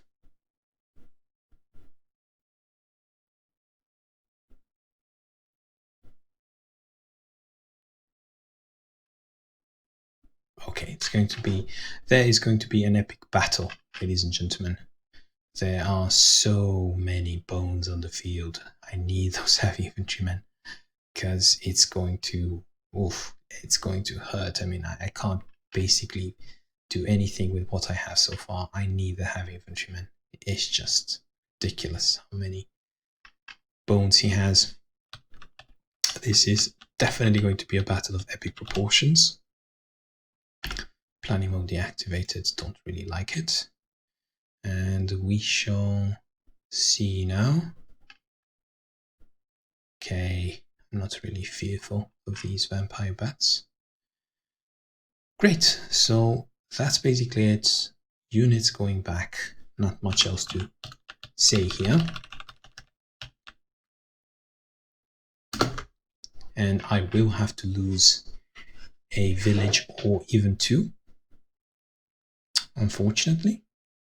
But I will come back with a vengeance. Now, the beauty of the fact that I do have a merman fighter here is that the bats cannot surprise me, so I can carefully split my army between the main front and the southern front. Not really sure what this bat did here. He just scouted a bit and then went back. Doesn't make any sense. Perhaps that was a misclick. Not really sure. Anyway, so I can scout here what happens on the southern front. And I can make sure I don't overcompensate, right? It's really important not to leave too many units behind. He does see everything that I recruit. So I also know exactly his leader positioning.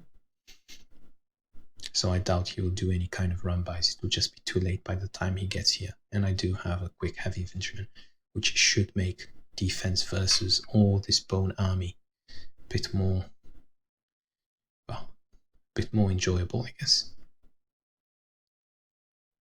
Now, I can still lose. I mean, this is just an insane amount of bones. There's no way I can deal with those bones without heavy infantrymen. Now, from a theory perspective, you could deal with those skeletons by just having cavalrymen and mages, right? That's it. But it feels like I do need some heavy infantrymen in the mix, simply because he's not basically over recruiting adepts. So I might be in a position that my mages get killed. He focuses them down, even with losses from his side, right? A bit more significant losses, and then I'll be left with this army, who basically has no way. 5, 6, 7, 8, 9, 10, 11, 12 has no way of attacking into, dealing any real damage to his bone army. Now, this particular ghost placement will prove to be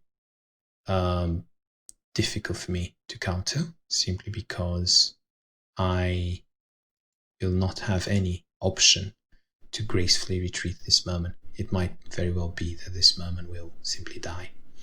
Now I can basically retreat it here, and if he does go for this merman in the middle of nowhere, then I can basically use this as target practice for my leader.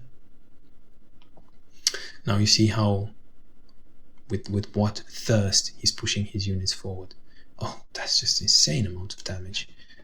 I must have plus 150% this turn. This is just absolutely incredible. 150%. Can't believe it. Anyway, this merman will die. Probably, it wasn't my fault, to be honest. This merman should have dodged a bit more, right? It should have dodged a bit more. It just got hit by absolutely everything, although it was on 60% the whole time. Now, it can still lure some units in, don't get me wrong. It can still do some decent luring. Let's say here 1, 2, 3, 4, 5, 6. That will basically be really, really painful. This adept will also be equally painful. I feel that I shouldn't even be within the 1, 2, 3, 4, 5, 6. Yes, there's no way I can retreat this merman.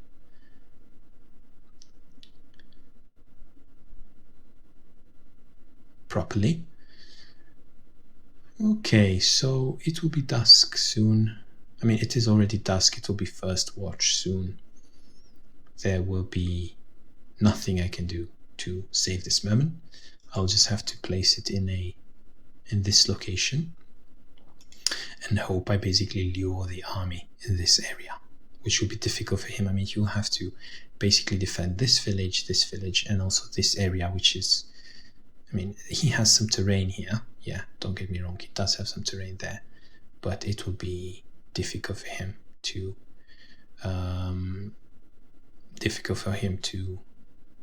manage. Now, I'm not sure if there is anything left on this side, or whether his leader is going to come here and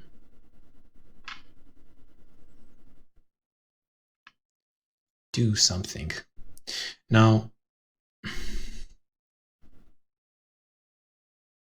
I am planning, to be honest, after this particular turn, I am planning to simply move forward with my whole army and never come back.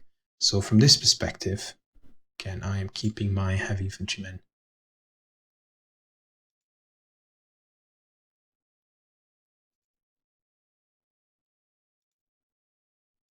Let me scout a bit here.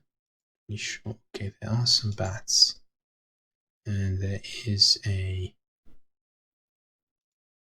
1, 2. But there isn't much. So from this perspective, I would say that if it comes to it, it's just good practice to have one fencer here, quick fencer.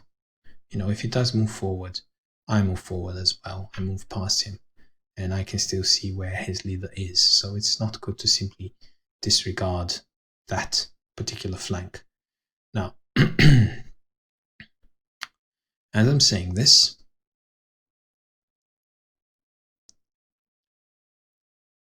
I do have lots of heavy infantrymen here, but I need to be careful how I try to defend this here on this side. Now, I'm trying to bring my mermen towards the rest of my army, right? Now, this particular horseman will not be of much use.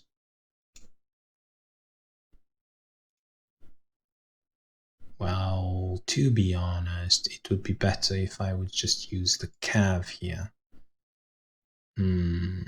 Although he could do 1, 2, 3, 4, 5, so I just don't feel like defending this particular side. Now, I definitely want to protect this village though. So that is definitely something that I want to do.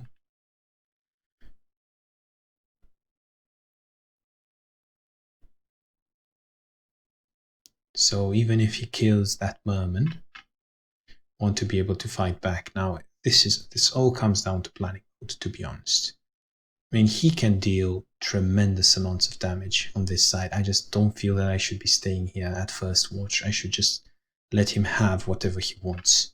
So from this perspective, I would say, okay, planning mode. So I would say move my spearmen here. 1, 2, 3, 4, 5.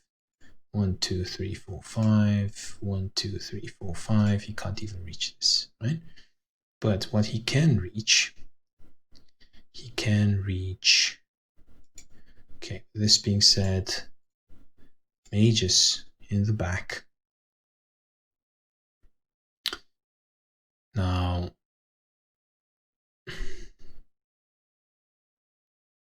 would be able to reach this particular cav here, but this is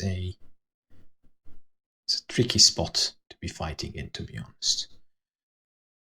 Now, I don't want to be going too far back here, because I want to be able to grab this village, and I want to be able to basically do something in return, if it comes to it. Now,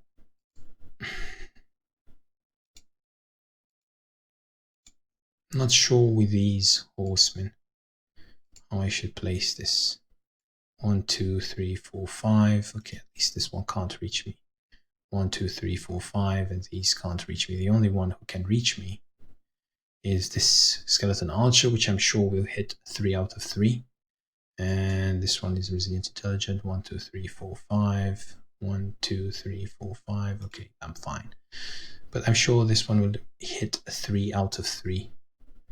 So, and this skeleton will also hit 3 out of 3. So this particular cav will die. But, you know, all I can do is place my units and hope.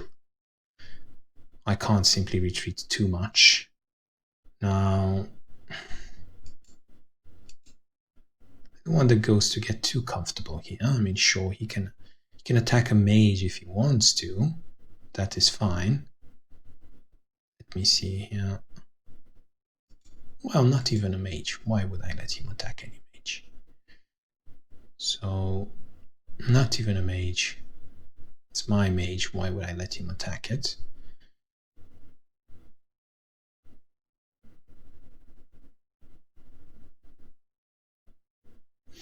Actually, if I tried a bit harder, I could have saved this village. Now it's going to be difficult.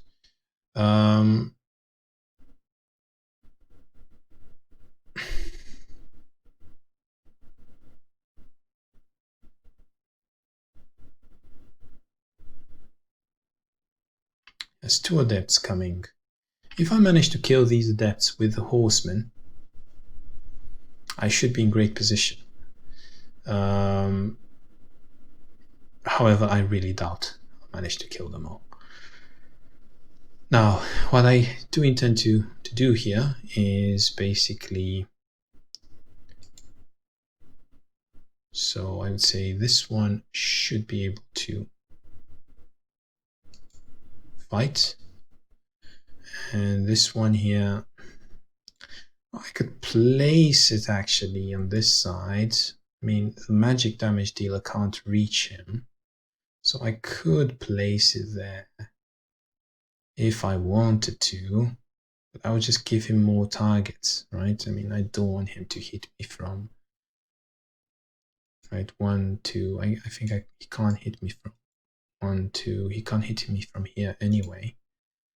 So I don't want him to hit me with the ghost from here, and then with the skeleton from here, with the skeleton archer. I'm just giving him too many targets. If he does want to hit me, he needs to come a bit forward, right? So from this perspective, 1, 2, 3, 4, 5, 6. This should be good enough, I believe. Anyway, remains to be seen. What will he do? Unfortunately, he will be grabbing 2 villages, and hopefully I will not get too much damage in.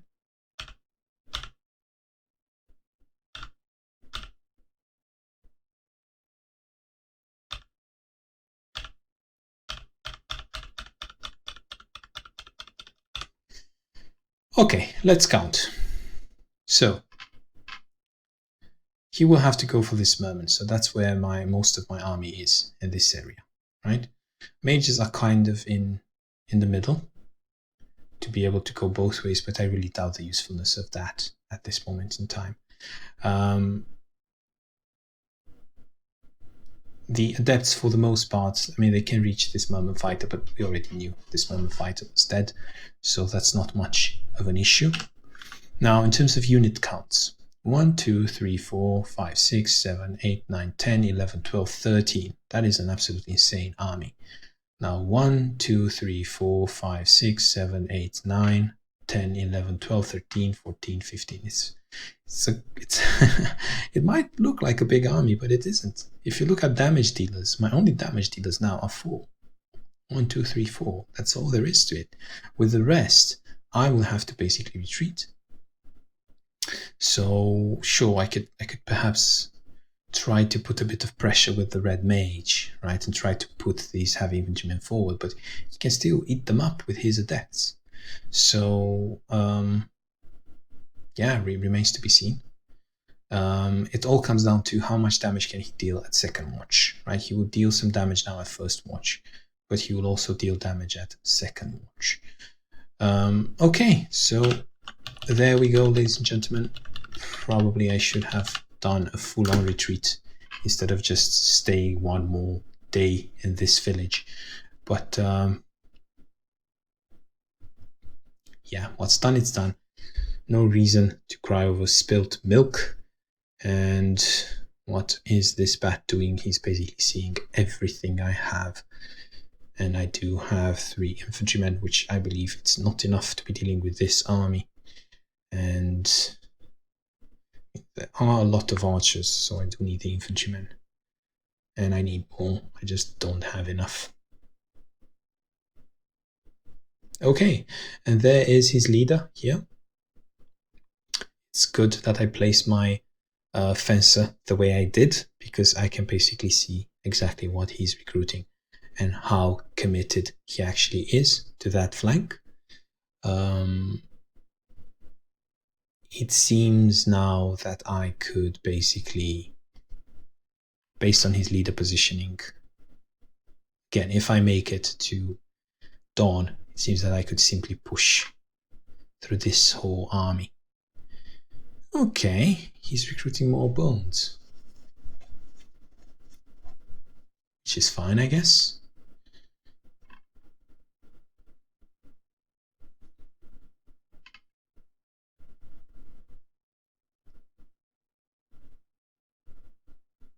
Okay, he's trying to prioritize, obviously, bones. He's trying to put bones forward rather than, committing this adept, which is understandable. Okay, finally he committed the adept. He just doesn't want to. Now, he has this archer here, skeleton archer, which can deal a lot of damage. And the question is, will this cavalryman survive or not? That is the question of the day.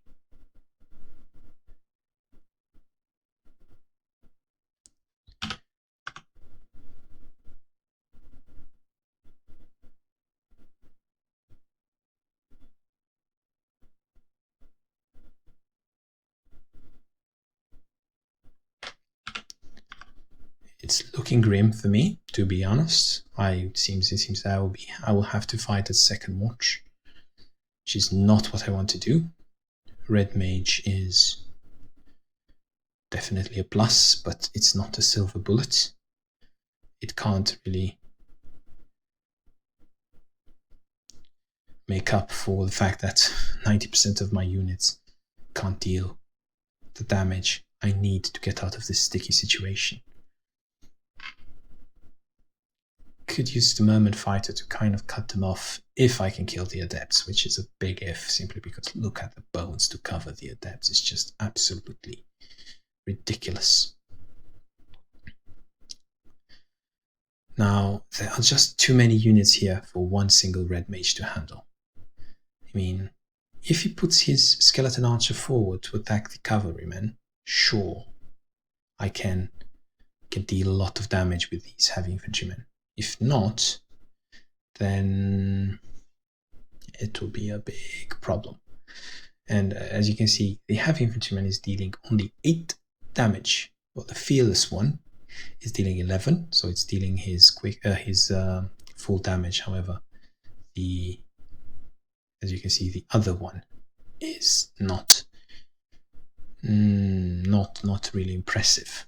He's resilient, so from this perspective, I could put him on the village and forget about him. However, that will not be the best of actions by far.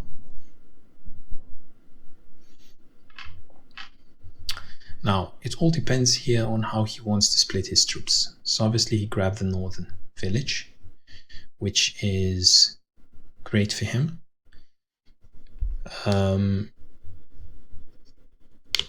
Then he... Obviously I need one more mage to basically kick this guy out. With 3 mages, there is nothing he can do. He has to retreat. He can't hold any village. Problem is, with these heavy infantrymen, I'm kind of stuck. So the quick one is okay. Quick fearless is great. These two, they are not very good. So from this perspective, I'm actually keen on fighting with them. Sure, let them die. Not a problem. Let them die. I need to replace them with quick infantrymen, right? So this ghost is just so annoying, dealing so much damage left and right. Now, I would say, I mean, if this could have reached as well, that would have been absolutely fantastic. But I would say this particular heavy infantryman needs to go on 40%. Oh, is it my turn already? No, not yet. So I would say this heavy infantryman needs to fight. If I lose it, sure, so be it. Not a problem. If I don't lose it, well, good for me, right? I could also, and I do have some heals here and there, which are great to see. But this particular heavy infantryman needs to fight, I feel. It's just not low 11-2. I mean, it's kind of okay. Okay, I'm going to fight, ladies and gentlemen. So planning mode off. We're not playing around anymore. Although I do have to click here, yes. Oh, just terrible. This is just terrible. This is just absolutely terrible. So, yeah. This is not going to work at all.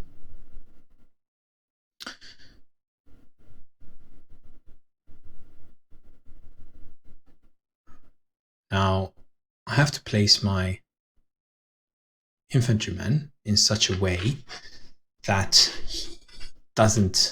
he's not able to, so that basically spells disaster for me.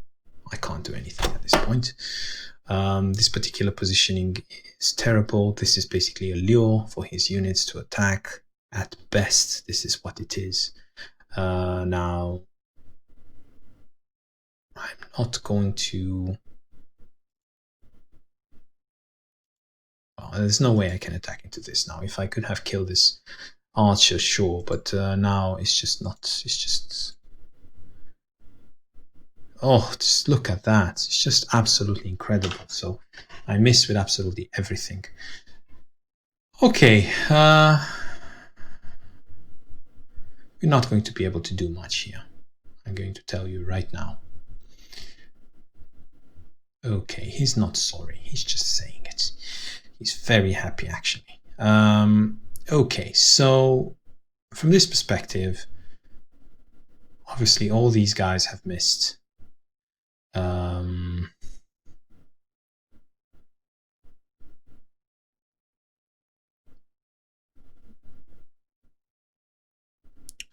Not really sure how to place my units at this moment in time. I mean, I do need to... I mean, these adepts do have a lot of targets, right? So from this perspective, I'll say planning mode activated. Say this goes here, this goes here.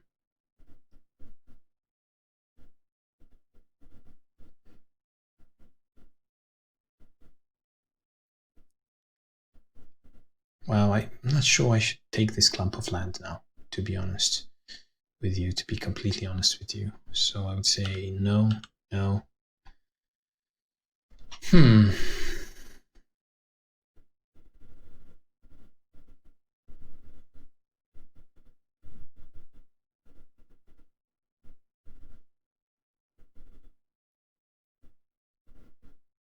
Difficult times lie ahead. This can reach me, so I probably should go back.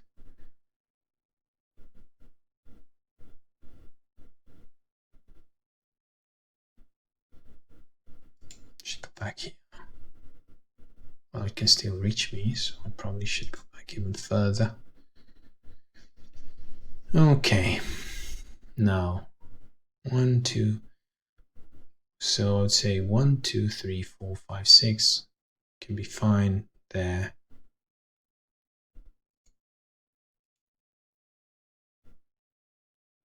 This one can still reach 1, 2, 3, 4, 5, 6, and it can still see the leader. And it can also still 1, 2, 3, 4, 5, 6. It can kind of cut down, shut down that retreat. Now,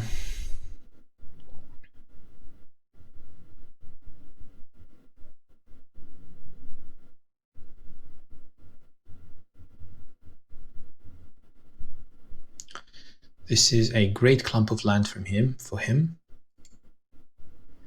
to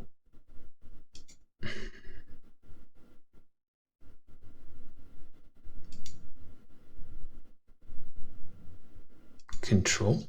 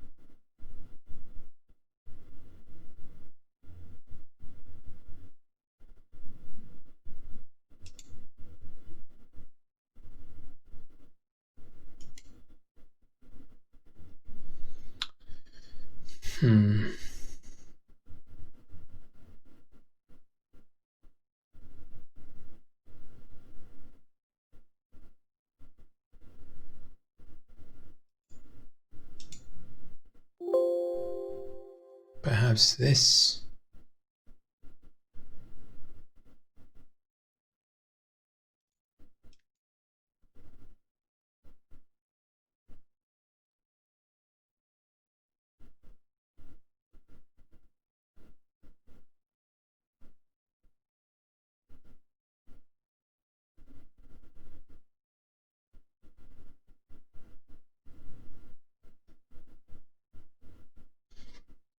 No, it just doesn't feel right to me, if you know what I mean. I feel that this particular heavy infantryman should die because it missed its target. So from this perspective, I would say everything should retreat far back, not too far. So say majors should be on 60%.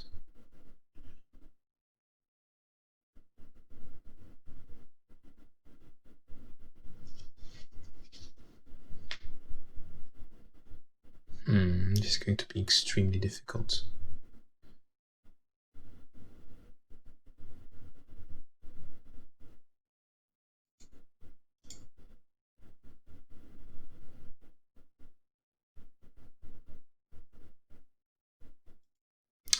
Extremely difficult to position my units, ladies and gentlemen, so just bear with me.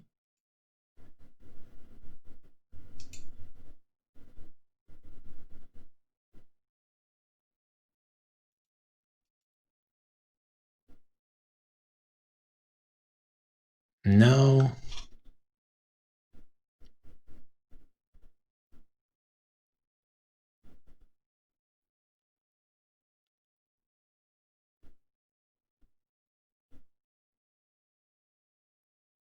Doesn't feel right either.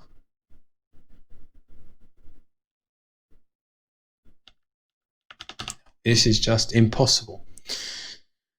Well, I can't defend versus everything. So I'm thinking of basically making a front line here with all my units in a clump.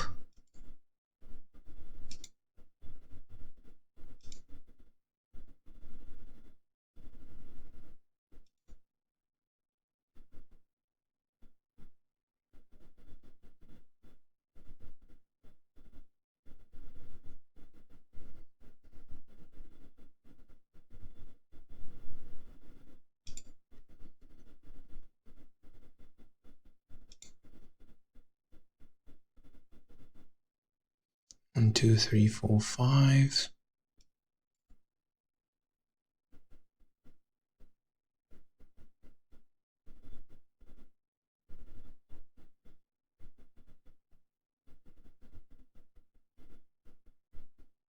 Oh, this can work a bit better, I guess.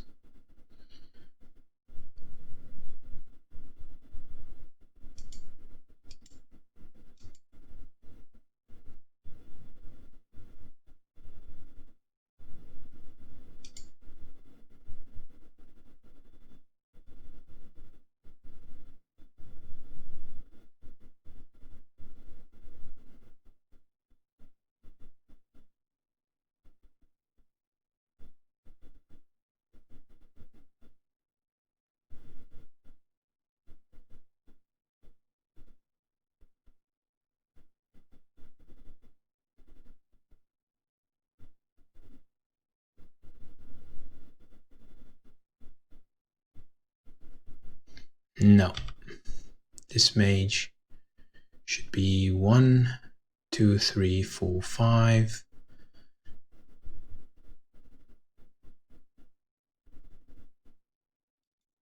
Perhaps here. This one should be here.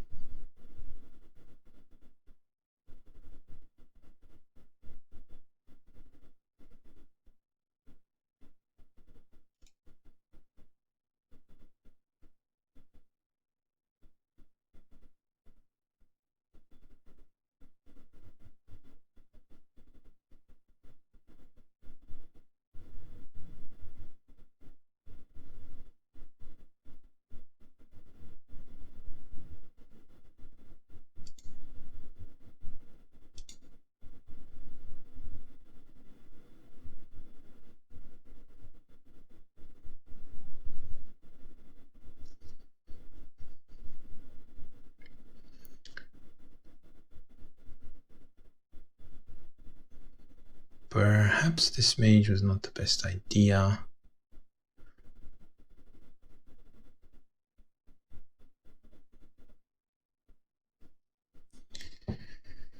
Well, remains to be seen. I'm guessing I will retreat even more. So perhaps this mage could have been... So this should be here. This should be here. This mage could have been here. And then...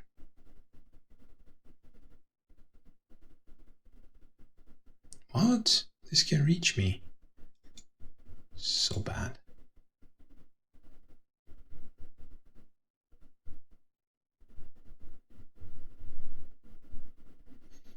So I would say this particular one here, and then recruiting another heavy infantryman.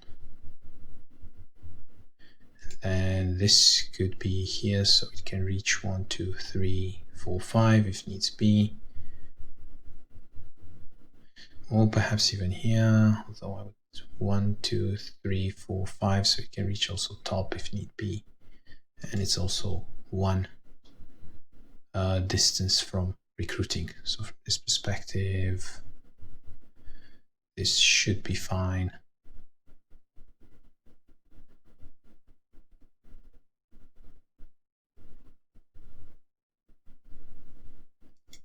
This one should go here. Again, I forgot it should go 1 behind that. Should be fine. Now, in terms of this one,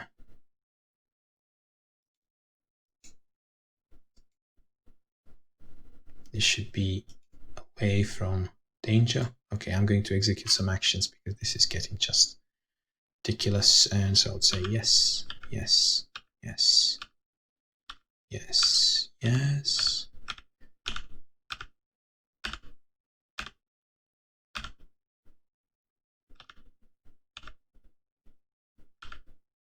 Okay, and I'm going to deactivate planning mode.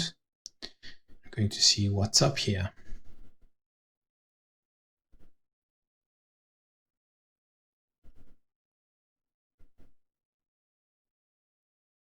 So I have here 4, 5, 6, 7. I have all my units. I'm luring him with these units that are damage dealers. And if he kills them, then it's GG.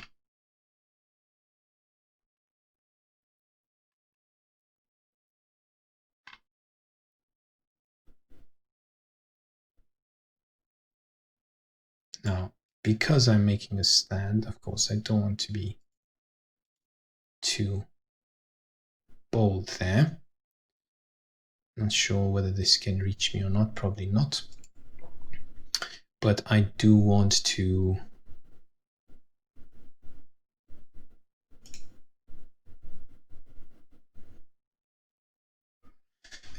be able to hit him to hit the adepts with the fencer from behind, so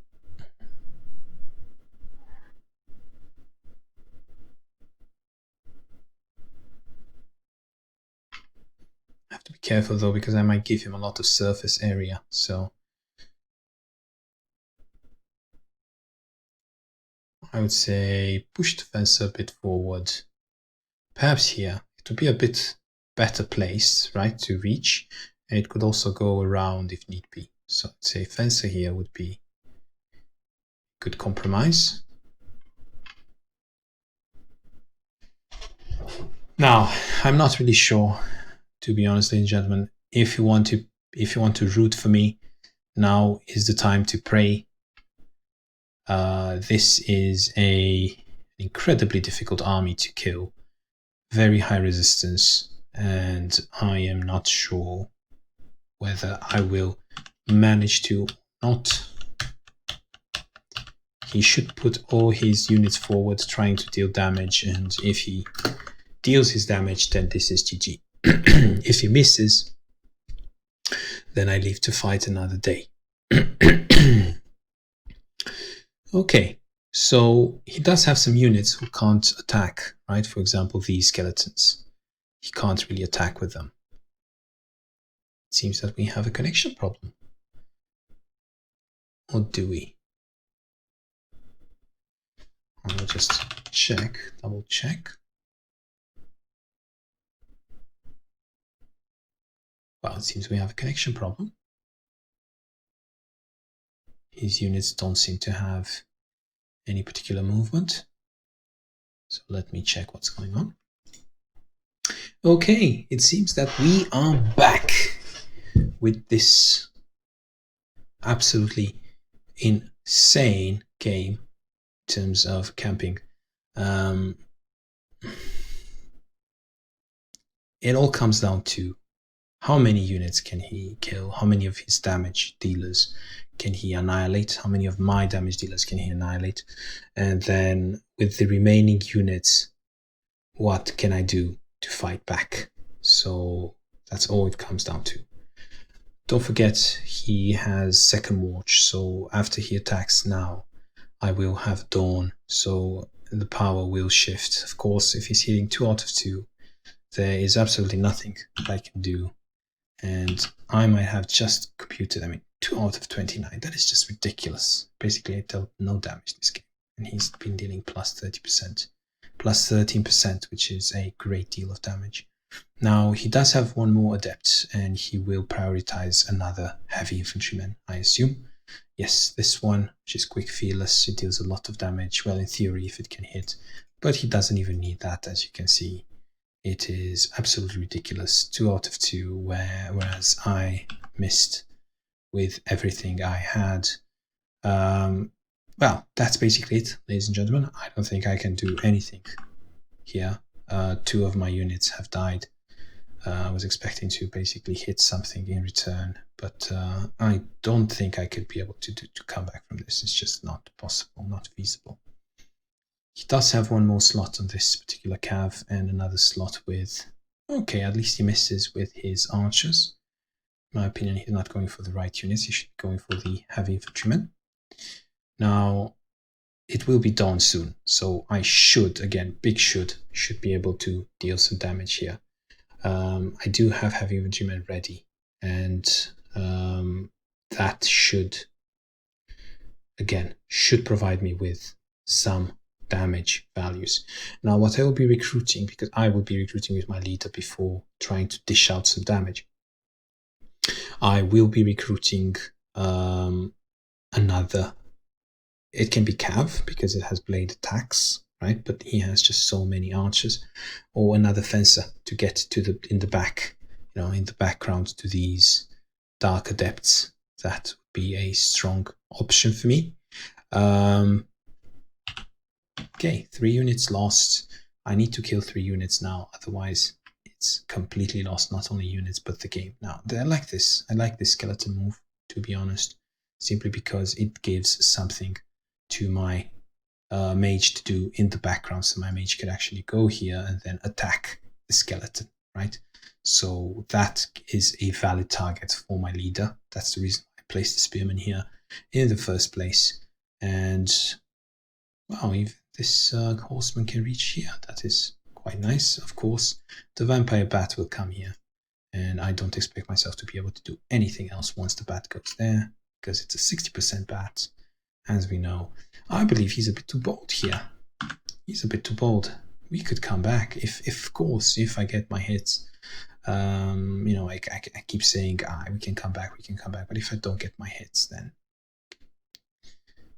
you know, nothing can really happen. Okay, now, it's not that bad, I guess. It's not that bad. I mean, I could still, for example, go with this. Can this horseman reach there? Yeah, oh, no, it can't. It's a bug here, right? 1, 2, 3, 4, 5, 6, 7, 8. No, it can reach. It can very well reach here. So I can attack this Dark Adept, deal some decent damage there. Now, that would be a good target for the horseman. Now, in terms of the Ghost would also be a good target for this horseman. So I'd say Arcane, Blade, Cold, Arcane, 20%. That's good resistance there for the horseman. Now, the leader did nothing here, so he only recruited an archer. Now he went back. It discouraged my fences, so that's a valid use, I guess. But not much else there. So nothing too crazy going on. But now I should be the one going absolutely mad here. I should be attacking units left and right, and hopefully killing units left and right, because attacking, as we know, is not enough. Also, my leader should stay away from these Dark Adepts. Is he going to push forward here with the skeleton? Well, it's going to take ages, but eventually he will deal some damage, I would imagine. Well, he does not, because if he does push forward and then my fencer goes past him, and then my merman fighter pushes here, then it would be quite unfortunate. Now, I already lost 3 units. He already has he's already 2 villages ahead. That is absolutely an insane amount of units that he is having there. He's able to support, so he will be recruiting here absolutely like mad. I need to be able to basically kill lots and lots of units to make this worth it. The fact that I've just lost 3 of my infantrymen is just completely sad. I just don't feel that I would have enough damage to sustain this. I would need basically to do a lot of hits with my mage. I would need to hit with every single hit of my heavy infantrymen. I need to hit with my mages as well. So I need to hit Ghost. I need to hit this skeleton as well. This is just going to be so. Mages will go top here. I can tell you right now. Mages need to go top. And yeah, hopefully deal some damage. Okay, so there it is, ladies and gentlemen. I will go with the mage here, see what happens, simply because there is no other available target. 3 out of 3 on the Ghost, please God. 3 out of 3. Yes, 3 out of 3 on the Ghost. Great start to a great day, ladies and gentlemen. Dawn. So now let's see here. What can I do? So I could put the heavy infantryman first, which would definitely be a legit use of the heavy infantryman. So I could just see how much damage I can deal here. 13, 13-2. Excellent, absolutely fantastic. So now let me see here. If I go this way, then I could perhaps recruit would say fencer, be in order to try to reach those adepts and try to prevent units from fleeing.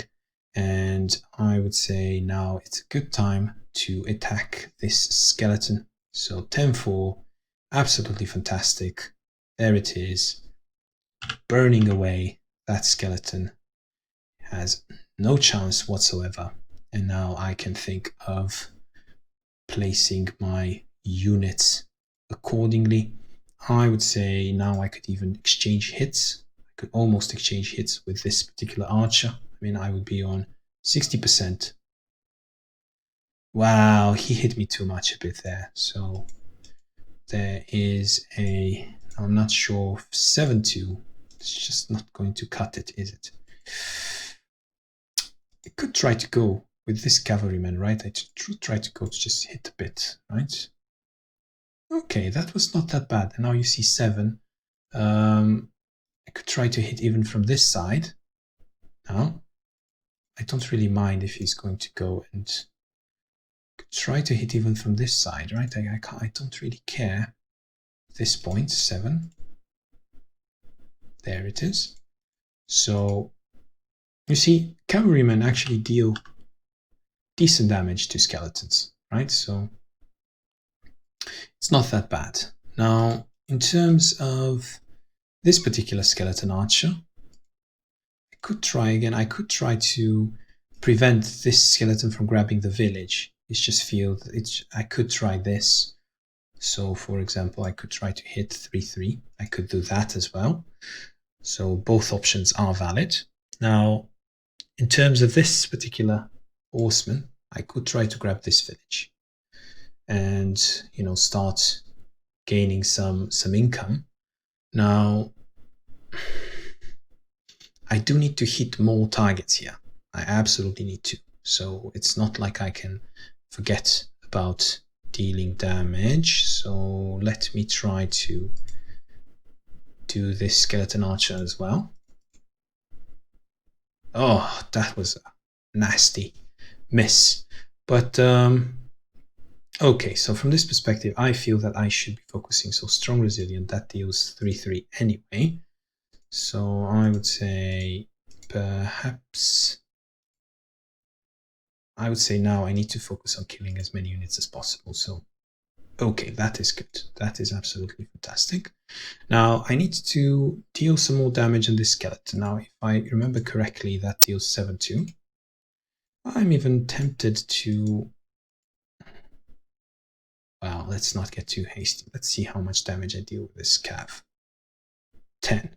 10 is not that bad. 10 is actually quite good, I would say.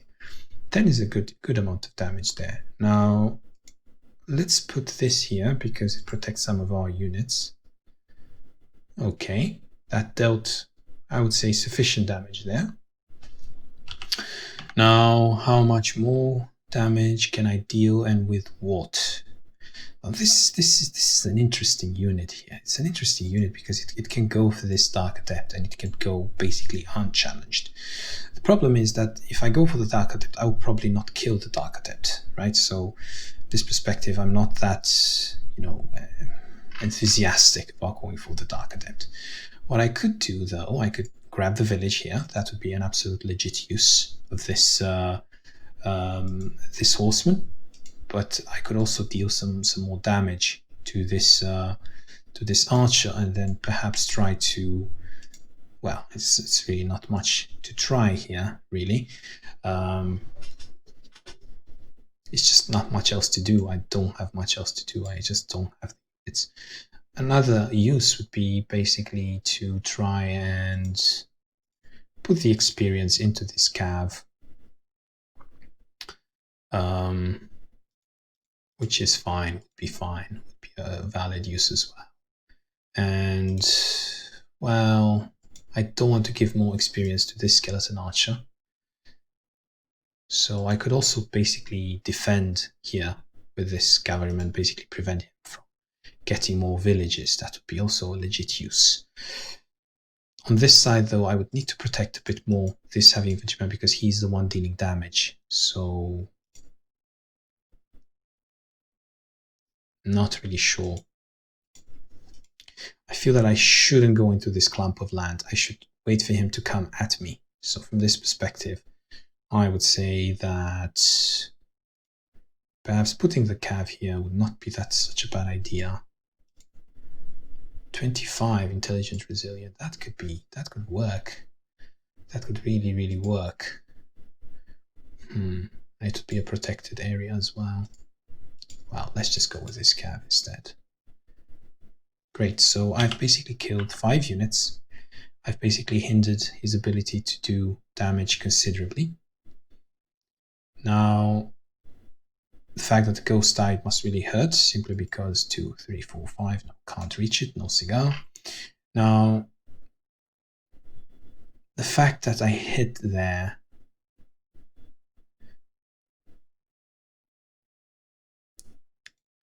now I do need to make sure that this particular village survives, because if it doesn't, and he could come with these two.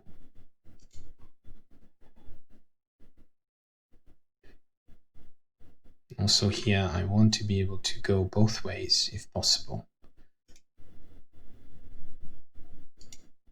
So that's why perhaps here would be a better placement. 1, 2, 3, 4, 5, 6, 7. Yeah, I could go both ways.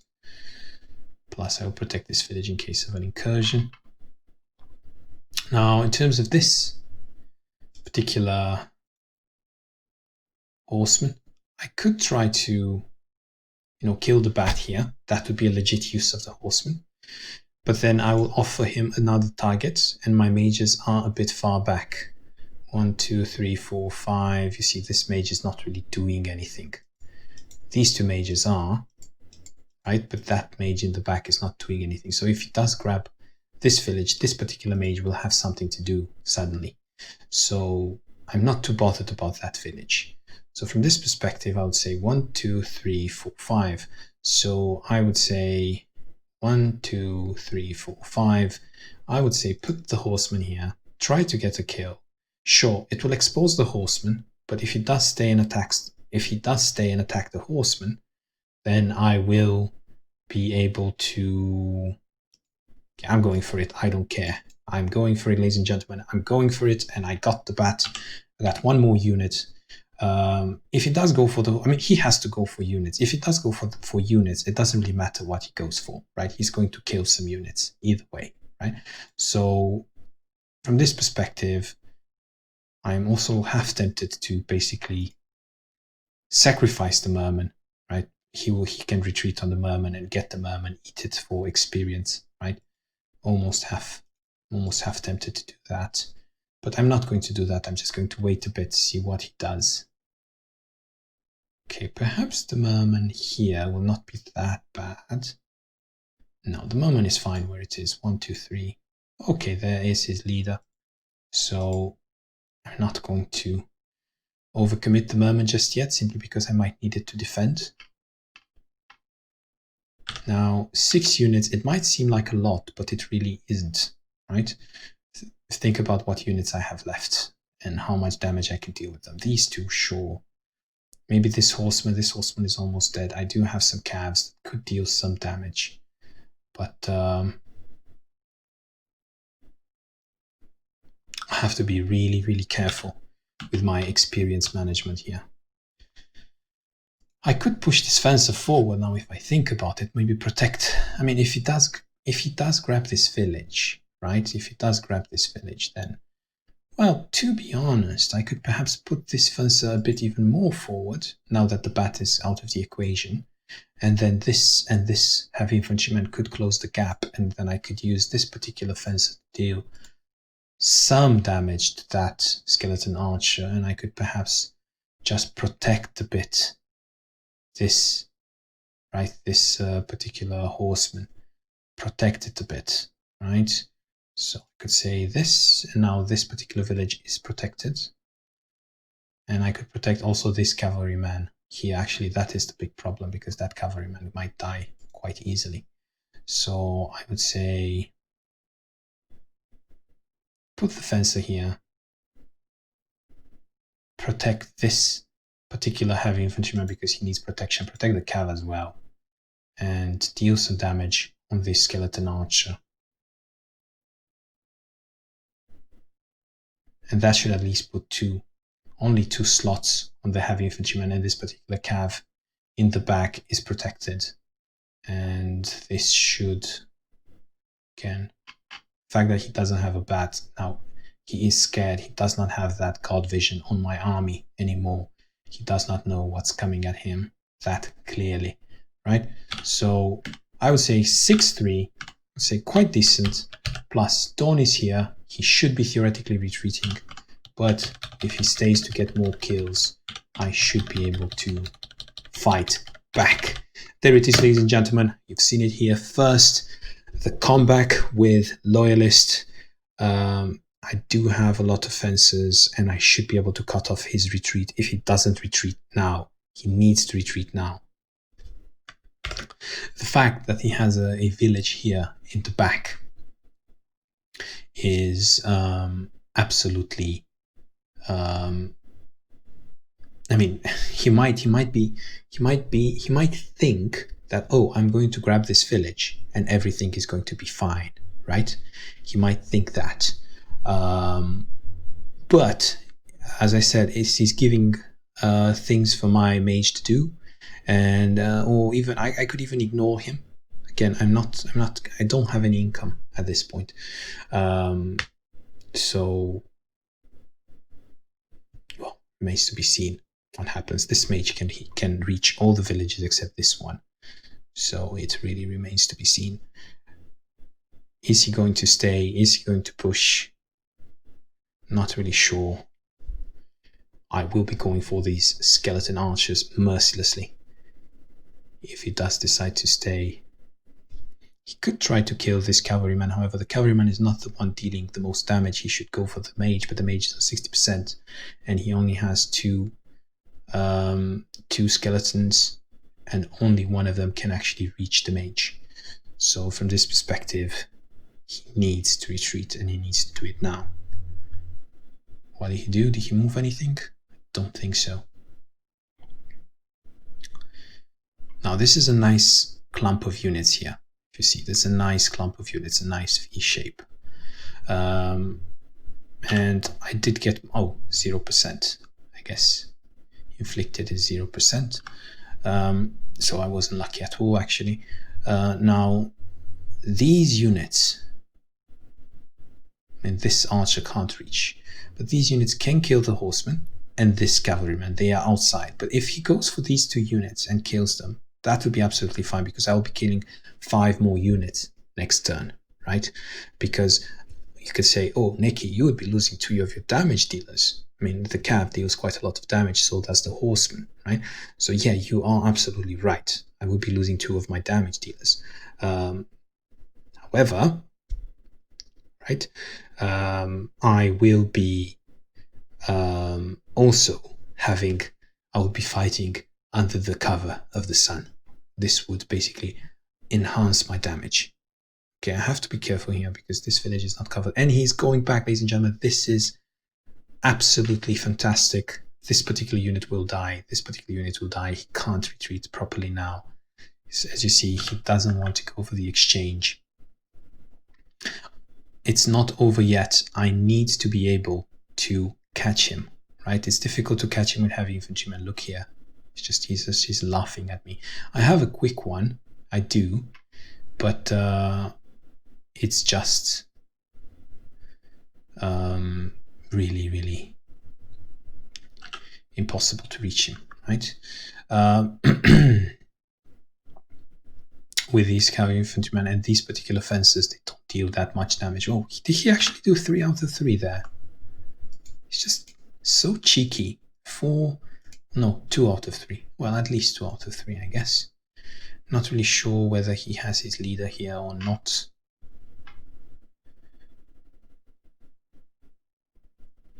Well, I killed 6 units, but it's not that significant if you think about it, right? I mean, I personally don't think it's that significant. Okay, I can get 3 hits on this skeleton archer, and I should definitely be trying to finish him off. There's no question about that. I do need to try and finish him off, and I do need to try and catch something now. It's difficult. It's really, really difficult to catch him. I mean, if I had more calves, sure, I could catch him. I do have this one here, but they are injured. So from this perspective, I don't think I would be able to do much. What I should have done, I should have surrounded one of his units with my fencer. I should have tried to zone of control him a bit better, and that would have been fantastic. But I didn't do it. I think throughout this, I mean, I'm 42 gold ahead, so it's not the end of the world. If I get these 2 villages back, I feel that I can still make a comeback.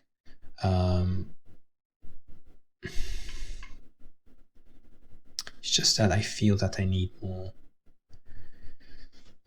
I need definitely one quick heavy infantryman, which I have, but I need another one. I feel that I do need another heavy infantryman, which is quick, to be able to basically put some fear into these skeleton archers. Now it doesn't look like he's going to try to make a run by bottom, which is a pity because I don't really have enough units in place to deal with it. Sure, he might think that, oh, he has calves, he can definitely deal with that, you know, in a very elegant manner. But it's not necessarily the case.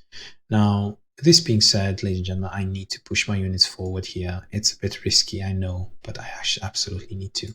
Now, what I'm going to do, I am going to use intelligent, resilient, strong, resilient. Let's see the difference. 10-2.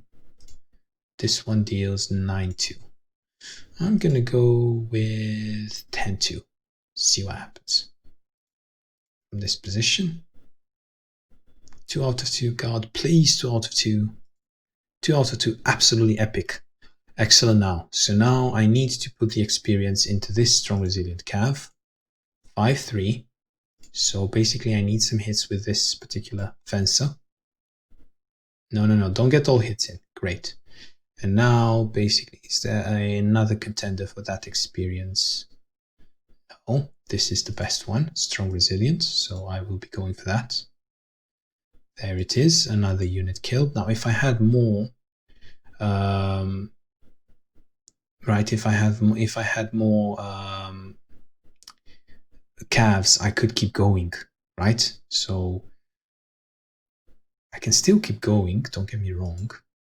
So for example, here I could put the fencer. That's the beauty of fencer because it can defend pretty easily. Fortunately, I don't have strong fences, right? So now this is a bit unfortunate here with the merman fighter. I would have needed ideally a quick merman fighter. Now if he decides to basically stop,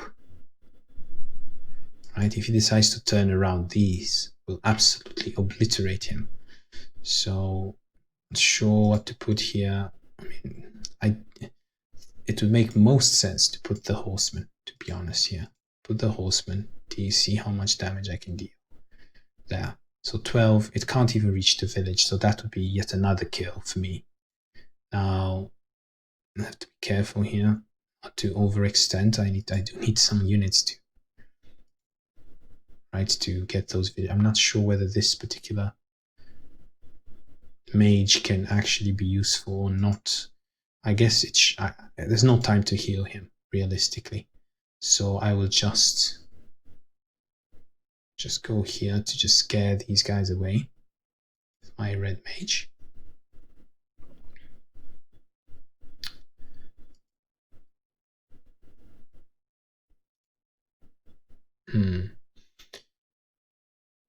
Wonder which one does more damage. 13, 15, 4-3. This one does 5-3. Well, it's unfortunately I'll have to go with this one. Okay, missed anyway. Now, I would say that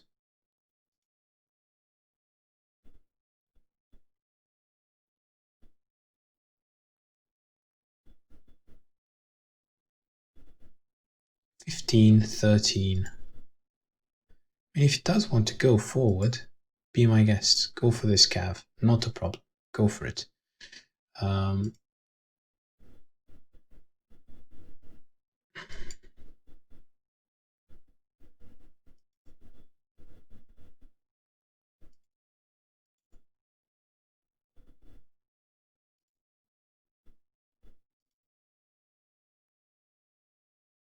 I just don't see him fighting into that army. That's all.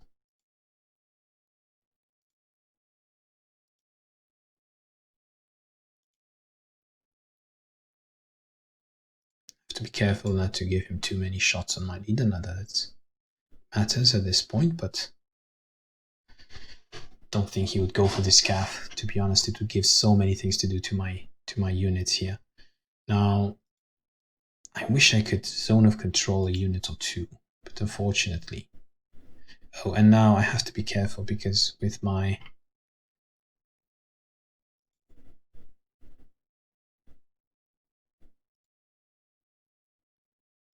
1, 2, 3, 4, 5. Don't want to retreat too much. I still want to keep vision of him. So from this perspective, I think this position is quite good. Now I'm not too scared of bats because, okay, also here 1, 2, 3, 4, 5, 6. So I would say actually go a bit back. 1, 2, 3, 4, 5, 6. Retreat here and then get my horsemen in position to deal with any pesky bats that try to do any kind of round buys. So from this perspective, I would say I'm fine with this Merman fighter here. It's a bit defensive on that flank, but there are too many things happening here to ignore them. So he will definitely not fight now. It's morning. He will definitely not fight now. He needs to keep running. And I need, out of this exchange, I need to basically get another unit leveled up.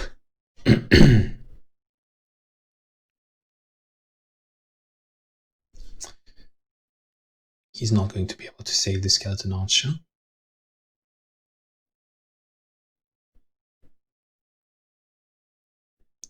These skeletons will have to run for their lives. There are units coming again. He had these two villages for quite a long time. So there are units coming for me. Now, there is the Rambai here in the making. He realizes 1, 2, 3, 4, 5, but he can't really reach it. He can only reach it with Vampire Bat. However, I have a good counter for Vampire Bats in terms of these horsemen. And that should do it. Again, Merman here to basically protect the most vulnerable village, and then horsemen back for heal, and nobody's going to try anything. Of course, me going back in this way, in this manner, will mean that my front attack will suffer. I just won't have enough steam to sustain my frontal attack.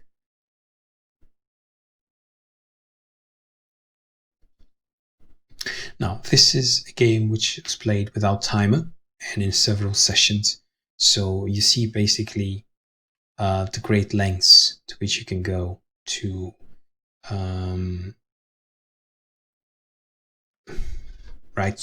to optimize your moves. So it shows us how complex Wesnoth is. So that's why I wanted to play one such game that you actually see how complex Wesnoth is and how much you can refine your moves.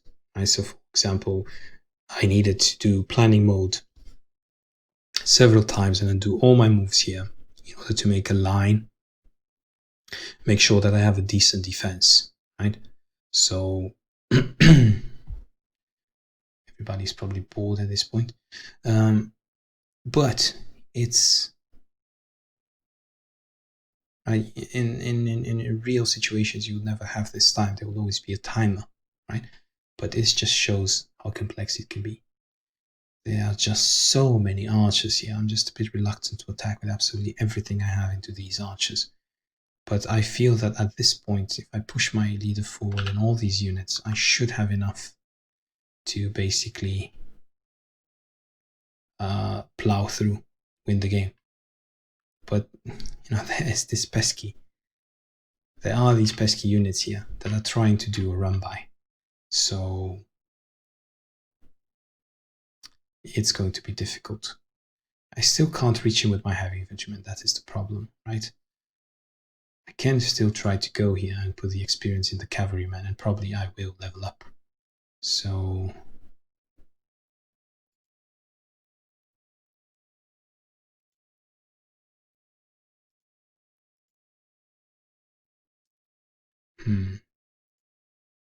well, theoretically now, I should retreat. I shouldn't keep pushing forward. But it's just that I don't want to. I don't know how to put it otherwise, but I don't want to. I want to use these heavy infantrymen. It's afternoon.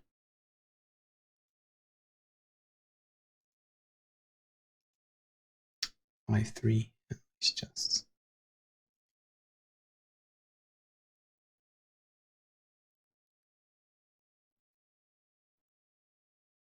Should go back and retreat. I should go back and retreat.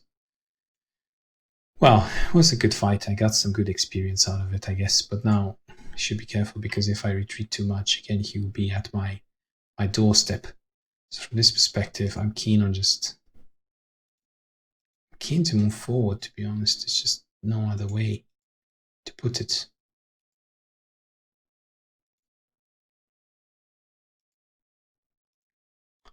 Three, 4 here. Oh, it's just too many units, I guess. 1, 2, 3. Oh, it's just too many units. Okay, I'm just going to go back and heal.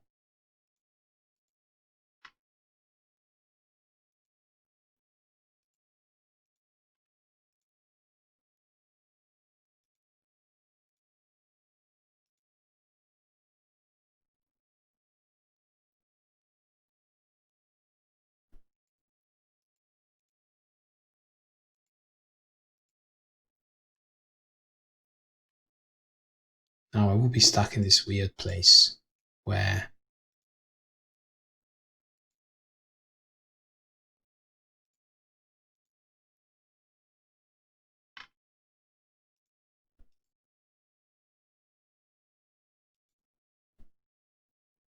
I'll be recruiting heavy infantrymen, which is not where I want to be. But again, I'm planning on Fearless. Fearless is great, but I'm planning on basically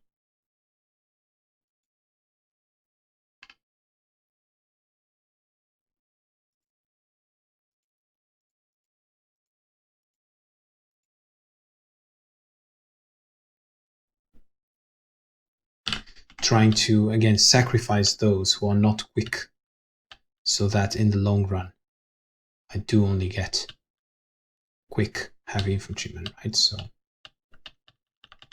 to be able to sustain such, okay, and from this perspective, I would say focus a bit on bottom, try to discourage him from pushing forward with absolutely anything. And that should do it now. He will again try to commit. And I will again have to fight back. I got 7 units out of this, so that was okay, but I feel that it wasn't enough. Will he come back for more? Will he not? Remains to be seen.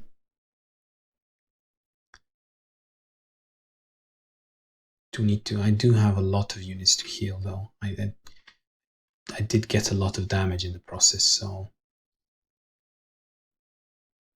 don't know if I would be able to fight the second wave. Right, it's afternoon, and then he will be threatening me again.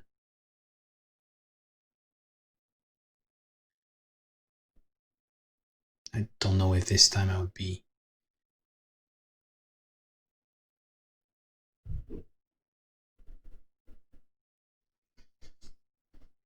so lucky, really.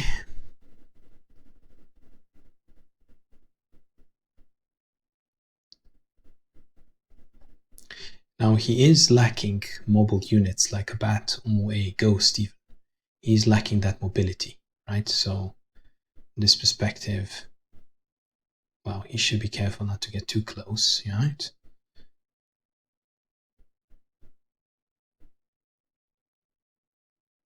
It's another aspect of it, right? He can't really attack at, especially with me having this mage here, can't really attack at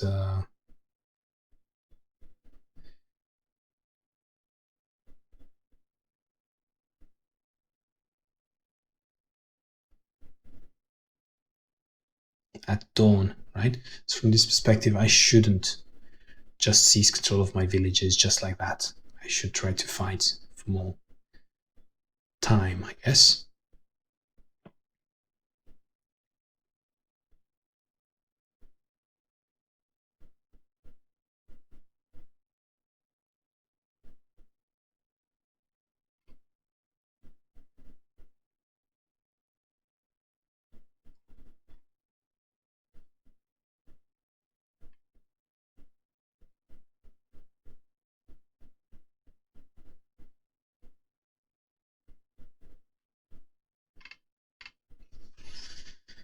They just keep coming and coming, don't they? 1, 2, 3, 4, 5, 6, 7, 8, 9, 10 units.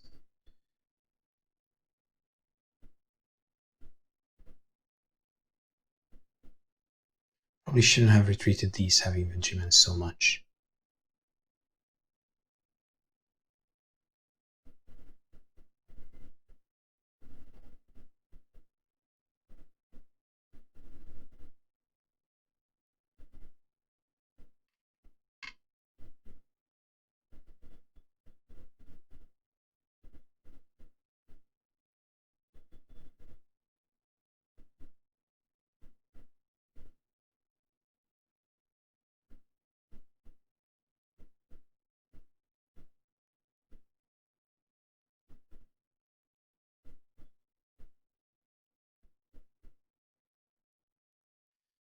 Okay. Not really sure what he will do on this side. I've tried to basically discourage him with this fencer here. Not really sure whether it will actually work or not. However, I do intend to take my resilient quick heavy infantryman bottom to further discourage any aggression.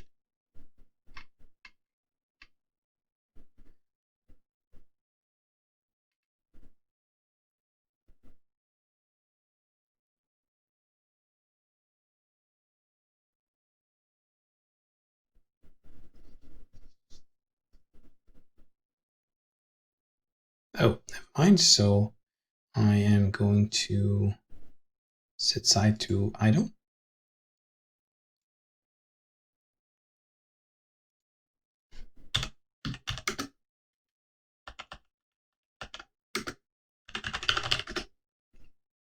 Okay, never mind. So I'm guessing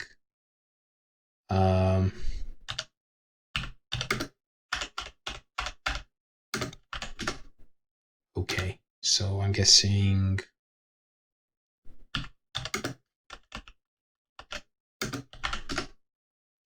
okay, what is your actual?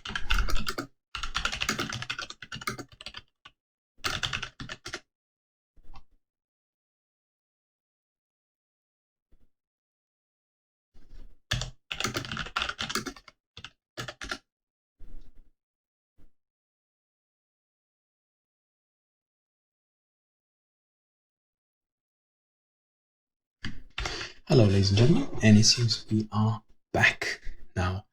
Now, I don't think he will attack at dusk. I hope he won't. It would be just too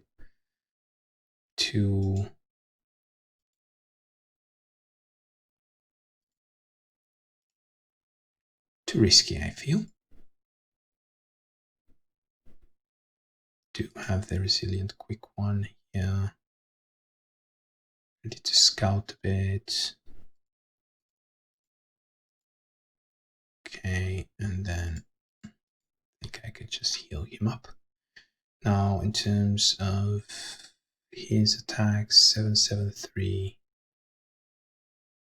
773, he might be able to kill actually my.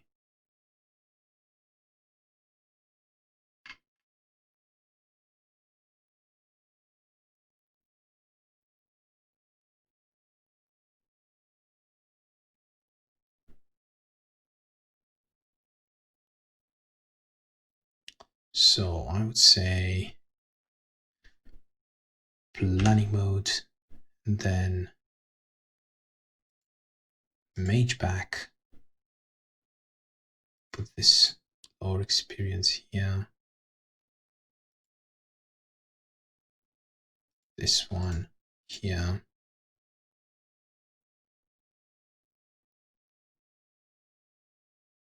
then I would put 32 hit points fencer here.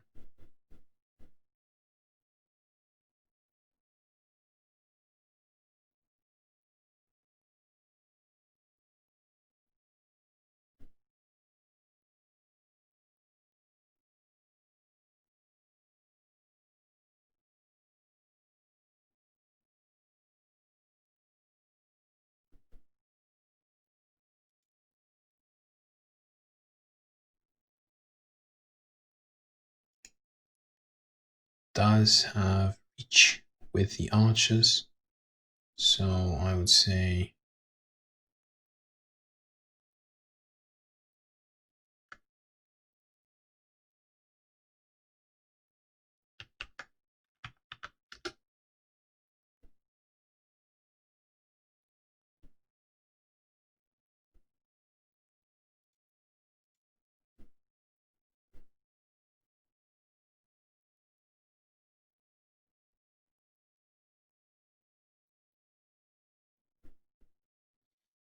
these two guys, these heavy infantrymen on this side, and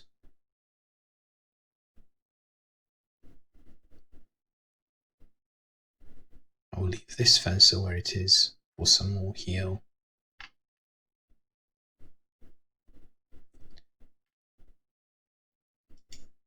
Move this cav top.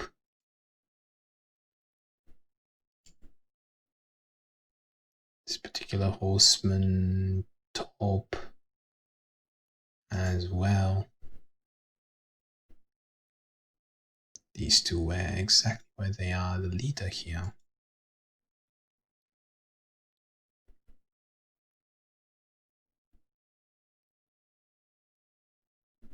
Can't reach the leader with anything non-ranged. So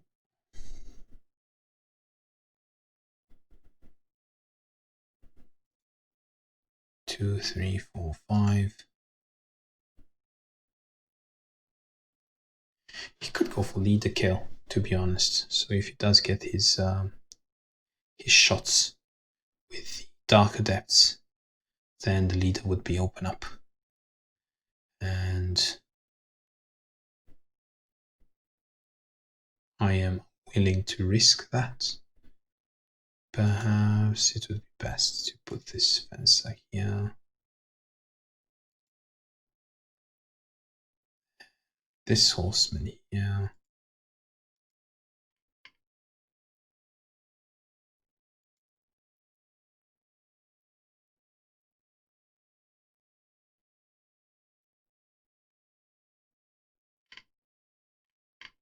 Okay, and that's basically it. Ladies and gentlemen, he has a leader kill. I am a bit bored of this game. It has been going on for too long. And basically, I'm going to give him that.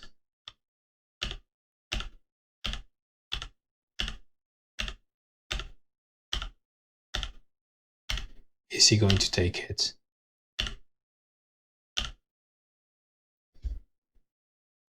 That is the question. Do have quite a lot of maces coming in. This one is 1, 2, 3, 4. To basically reach the leader at least.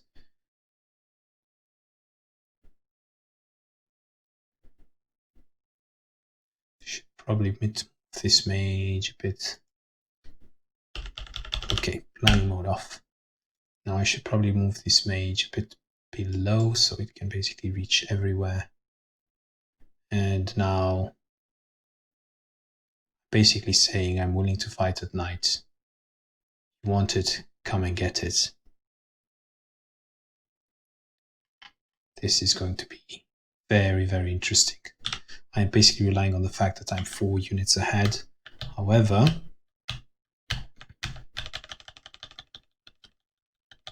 must be careful because he might just deal too much damage and I will die, basically.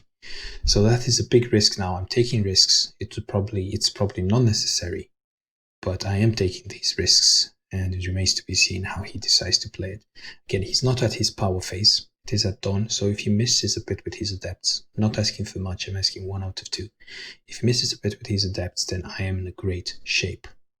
Also, my leader on 50%, on 40%, that is incredibly vulnerable. So if he plays his cards right, he will have access to my leader. So it is going to be incredibly difficult here to play it. He does have this vampire bat, which is his saving grace, and he's going to do it. He's going to go with a adepts. This is the game, ladies and gentlemen, right here, right now. Will he miss? Will he miss? He missed one. He missed one. Another adept needs to miss another one. So, and this adept needs to miss another one as well. Needs to miss another one. Just too bad. Too bad there. So now, basically, it will still be difficult to get the kill, right? It will still be, because the skeleton archer would need to get 2 out of 3, which shouldn't happen with normal luck versus a village. Shouldn't happen, and it didn't happen, ladies and gentlemen. So you see, all I needed was 3 out of 4 with these adepts, and then my spearmen survived. So it is difficult to attack at dusk with undead. Don't do it, especially when you are behind in terms of kills. And yeah, that's basically, this is dead. Oh, remains to be seen here. The fencer is still in grave danger.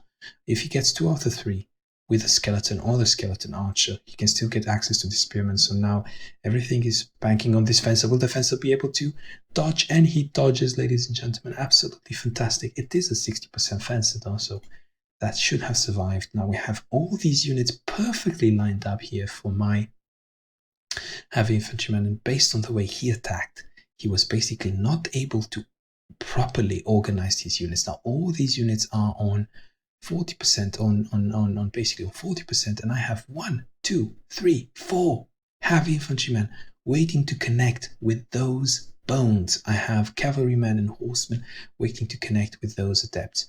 Yeah, sure, it's right, it's not optimal to fight at night, but I am ahead in terms of kills, and if I am the one dealing damage first, then that would be absolutely fantastic. Now I need now to be, you see, he's even running from north, so even if I was to retreat now, I guess it would still be, but who is thinking about retreat in this time of an age? Nobody's thinking about retreat. I am actually thinking about demolishing him with my mages. Well, my mages don't deal that much damage, to be absolutely fair.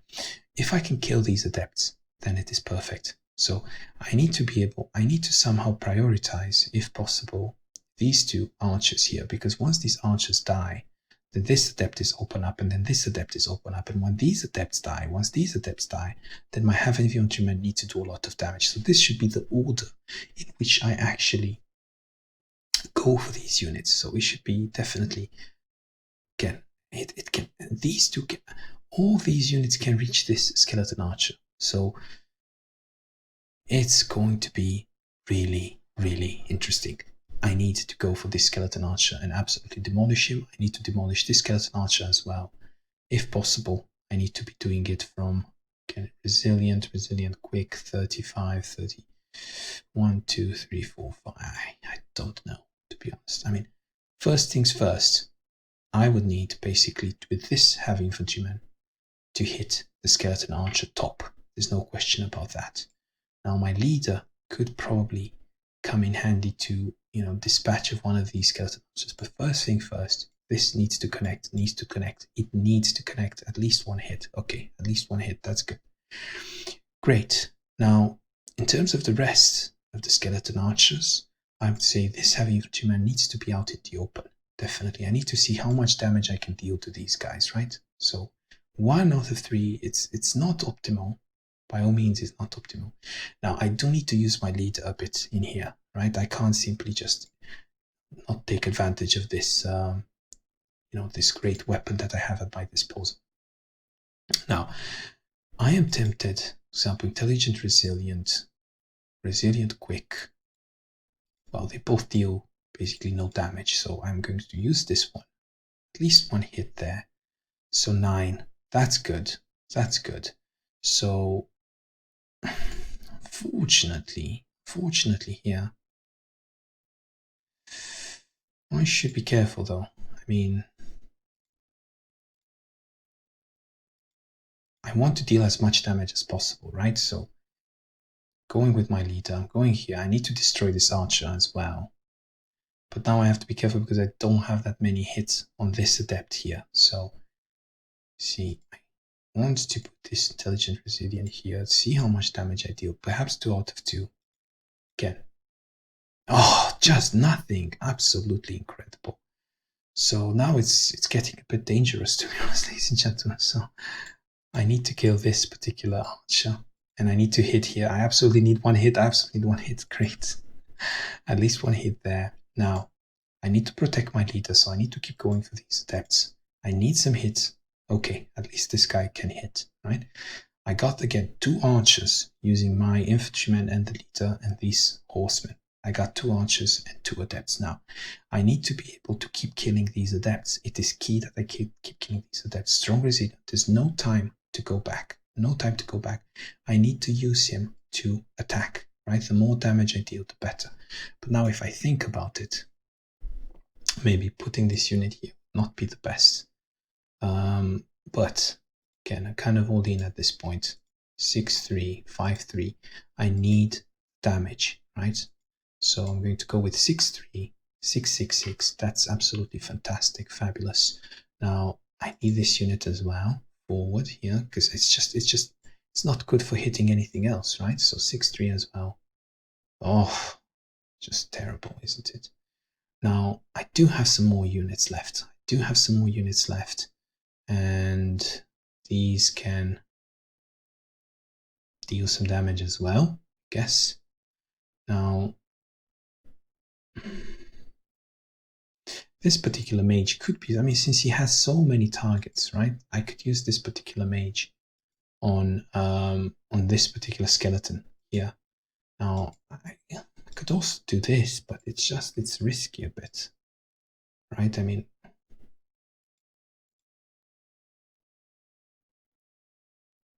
seven, you see, I mean, he's not dying, is he? Now, if I do go this here, so again, I miss. Never mind, I got the kill. Perfect, perfect. I just killed too many units. He can't come back from this, ladies and gentlemen. This is impossible. This is GG right here, right now. And because I hit so much, I could even expose my mage. Not a problem. Hit here, this skeleton. You know, maximize my damage potential before he deals damage back. Use absolutely every single unit. I'm even thinking doing this, but look, 7-3. That's a bit too much of retaliation now. So I'm not really sure which one to put forward here. Perhaps put forward this. Can put forward this. Okay, there are a lot of archers coming. So perhaps putting this cavalryman forward was not the best of decisions. Now, more damage here. This would be quite well protected, to be honest. If I do put him there. Or perhaps the mage. 7-3 though. That would be quite a lot of retaliation. It just feels a bit silly to waste the mage like that. Now, I could though. The mage would be quite well protected here, to be fair. But I'm going to use this. I'll deal a bit of damage here, a bit of damage there. Now, this can also deal a bit of damage, however, it's just not very efficient, is it? Now, in terms of this mage, if he does try to go north, I will have this mage waiting for him. Now, I do need to protect also against this bat, but the least of my worries now is the bat, to be fair. Well, this actually takes care of the bat as well, which is a nice bonus.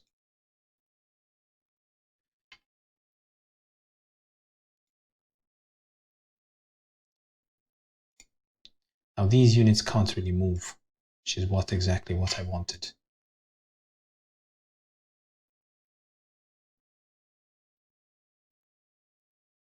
Now my leader is reasonably well protected. He can't really go for my leader. And I'm basically closing the line here. He's not able to hit with this archer. He only has 1, 2, 3, 4, 5, 6, 7, 8, 9 units left. Whereas I have, well, a lot. 1, 2, 3, 4, 5, 6, 7, 8, 9, 10, 11, 12, 13, 14, 15, 16, 17, 18, maybe. You know, this one could help as well. So I did get a lot of kills here. I did kill the adepts, which were the vulnerable units. And not really sure here if I should go for this. Probably not. I just don't deal enough damage to make it worth my time. So he will get a lot of kills back now. He will get, but he won't get these heavy infantrymen. And these heavy infantrymen are the ones who are going to deal a lot of damage, right? So he's going to get the mage, sure. Oh, he cut it too quickly there. But,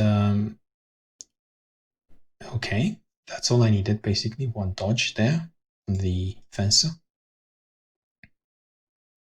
It's a bit dangerous there.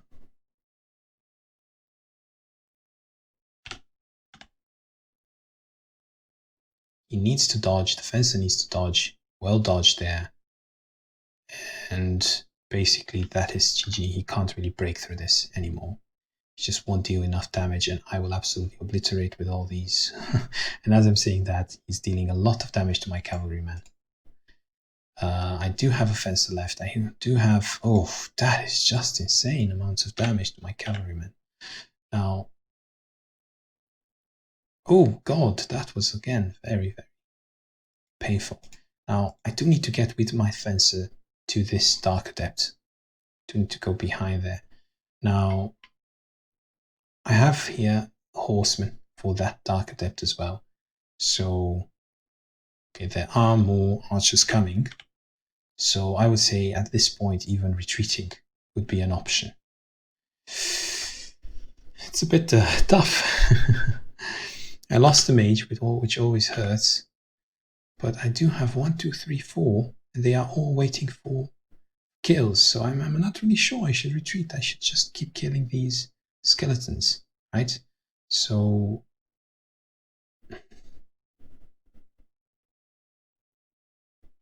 I'm not really sure going back would be the right move to do here. If I can kill some units here, it would be absolutely fantastic. He need to basically scrap the bottom of the barrel, and he's second watch. So if he does stay here and fights, then it would be just brutal for him next turn. So now all my archers can hit.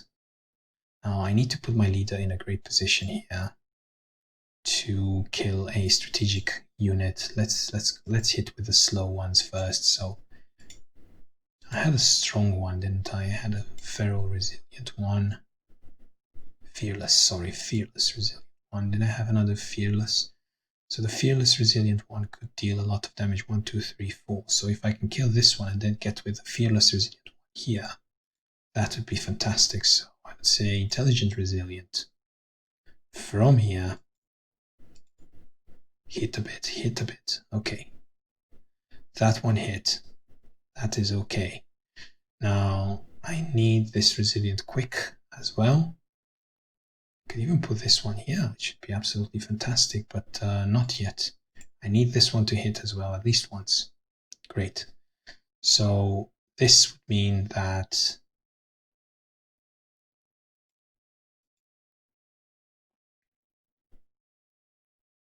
this is important, because if this misses, if this particular horseman misses, then I am in deep trouble. I'm not even sure I should actually continue there. I'm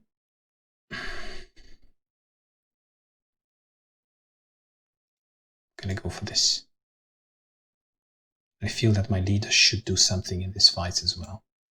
These fights as well. So I would say mage here. Problem is nobody can get on this mountain, so it's really problematic there. Now, I still have 2 fences, but I can't really get behind enemy lines. Now, I could try to do this 2, 3, that's just not going to be good enough. Just don't have units here. It's dangerous. I would be relying on 2 out of 2 there, which is terrible.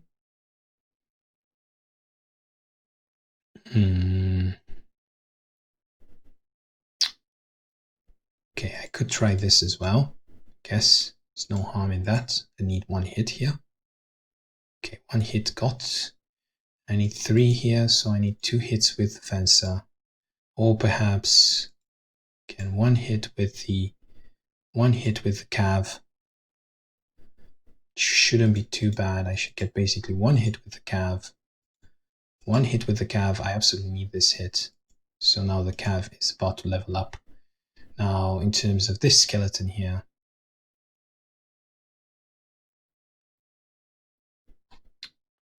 not really sure how to get it.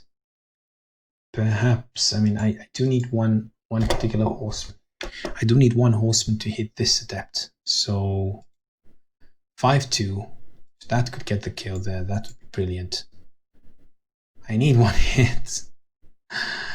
Okay, that is suddenly becoming really, really, really dangerous. So I don't really know what to do there. I mean, unless use this again, but then I won't have basically anything there. Can I hit it once? I can't.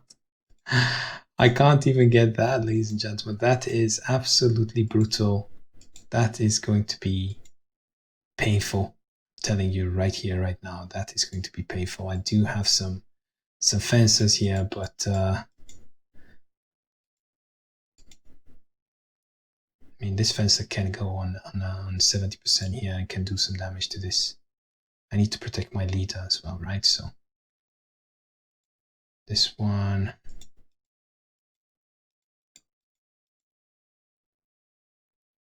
He will level up his archer, which will hurt. Plus, he will basically go and start pillaging with that. Now this will only do 2-4, which is not what I want.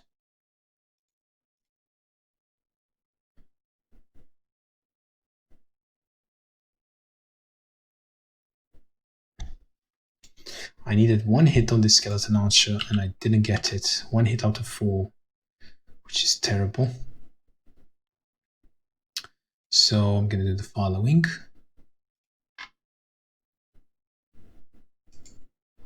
To go with this here.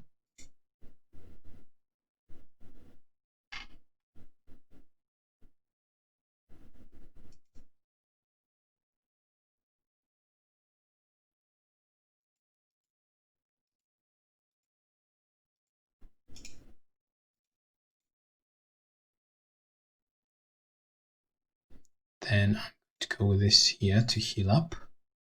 I feel that I only got 2 kills this time, so it's just not worth it. Shouldn't have stayed here that long. I might lose a lot of units now. I do have this cavalryman which can level up though. So after he levels up his skeleton archer, I can level up my cavalryman as well. Perhaps some more damage here into this one, or perhaps an arrow into this skeleton archer.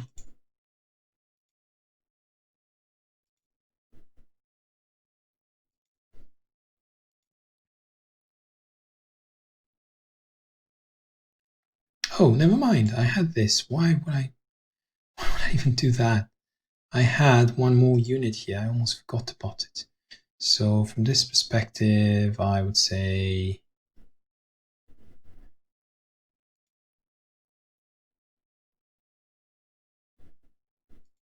well, do more damage on this particular skeleton archer then. Okay, that was actually quite good. 5.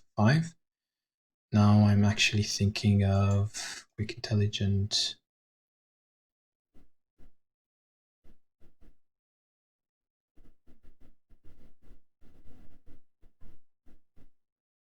And these 2 will retreat. I mean, this one can't. This one has to fight. But again, feeding him, for example, this fencer would not make me look that good, but I need to try and, so for example, 14, he'll be very close to leveling up.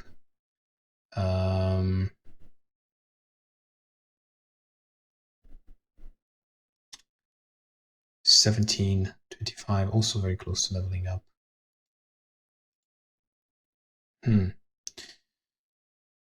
Not really sure how I should play this, ladies and gentlemen. Okay, I will go for 3 out of 4 here. 3 out of 4, 3 out of 4, and I get 3 out of 4. Absolutely fantastic. That is, and now, this being said, can I even go here for 3 out of 3? That would be a bit far-fetched, I would say. But still, I can still deal some damage there. And since all is going relatively well there, I would say that as long as this bat doesn't take this village, then I can reach him with a horseman, which should make me absolutely fine, should make me in a good position, and this should be a hit, I feel. Okay, so that should be a hit there. He will deal full damage still, but I feel that I should use my units to their full potential. Now, he will be able to deal a lot of damage here. 1, 2, 3, 4, 5, 6, 7, 8, 9, 10. He still has 10 units alive, whereas I have only 1, 2, 3, 4, 5, 6, 7, 8, 9, 10, 11, 12, 13, 14, but most of them are almost dead, and he's also able to recruit and recover. Now, I did kill a lot of units on paper. However, if he manages to upgrade these 2 units, I am in absolutely deep trouble. He's going for the fencer. He's going to go for the leader kill. I would assume so. Well, if this fencer can manage to do some amazing dodges, then I am fine still. He's going to go for this mage, actually. He's not necessarily worried about the leader kill. He's worried about the potential. Okay. He's going for the leader kill, ladies and gentlemen. This is going to be absolutely ridiculous. Is he going to go with this archer as well? He's dealing too much damage, to be honest. He might get it. But if he doesn't get the leader kill here, this is absolutely game. Will he get it? Will he get it? Will he get it? Will he get it? No, he might get it right here, right now. Absolutely amazing game. I didn't expect this. I didn't expect my leader to hit that much. I expected him to miss a bit. Ah! Best game ever, ladies and gentlemen. If you stay this long, then you deserve this game, and I will absolutely applaud it. It was a bit reckless from my side, fighting with the leader that far, and probably I shouldn't have hit that much with the leader, but I did. So this is basically my payment for my recklessness.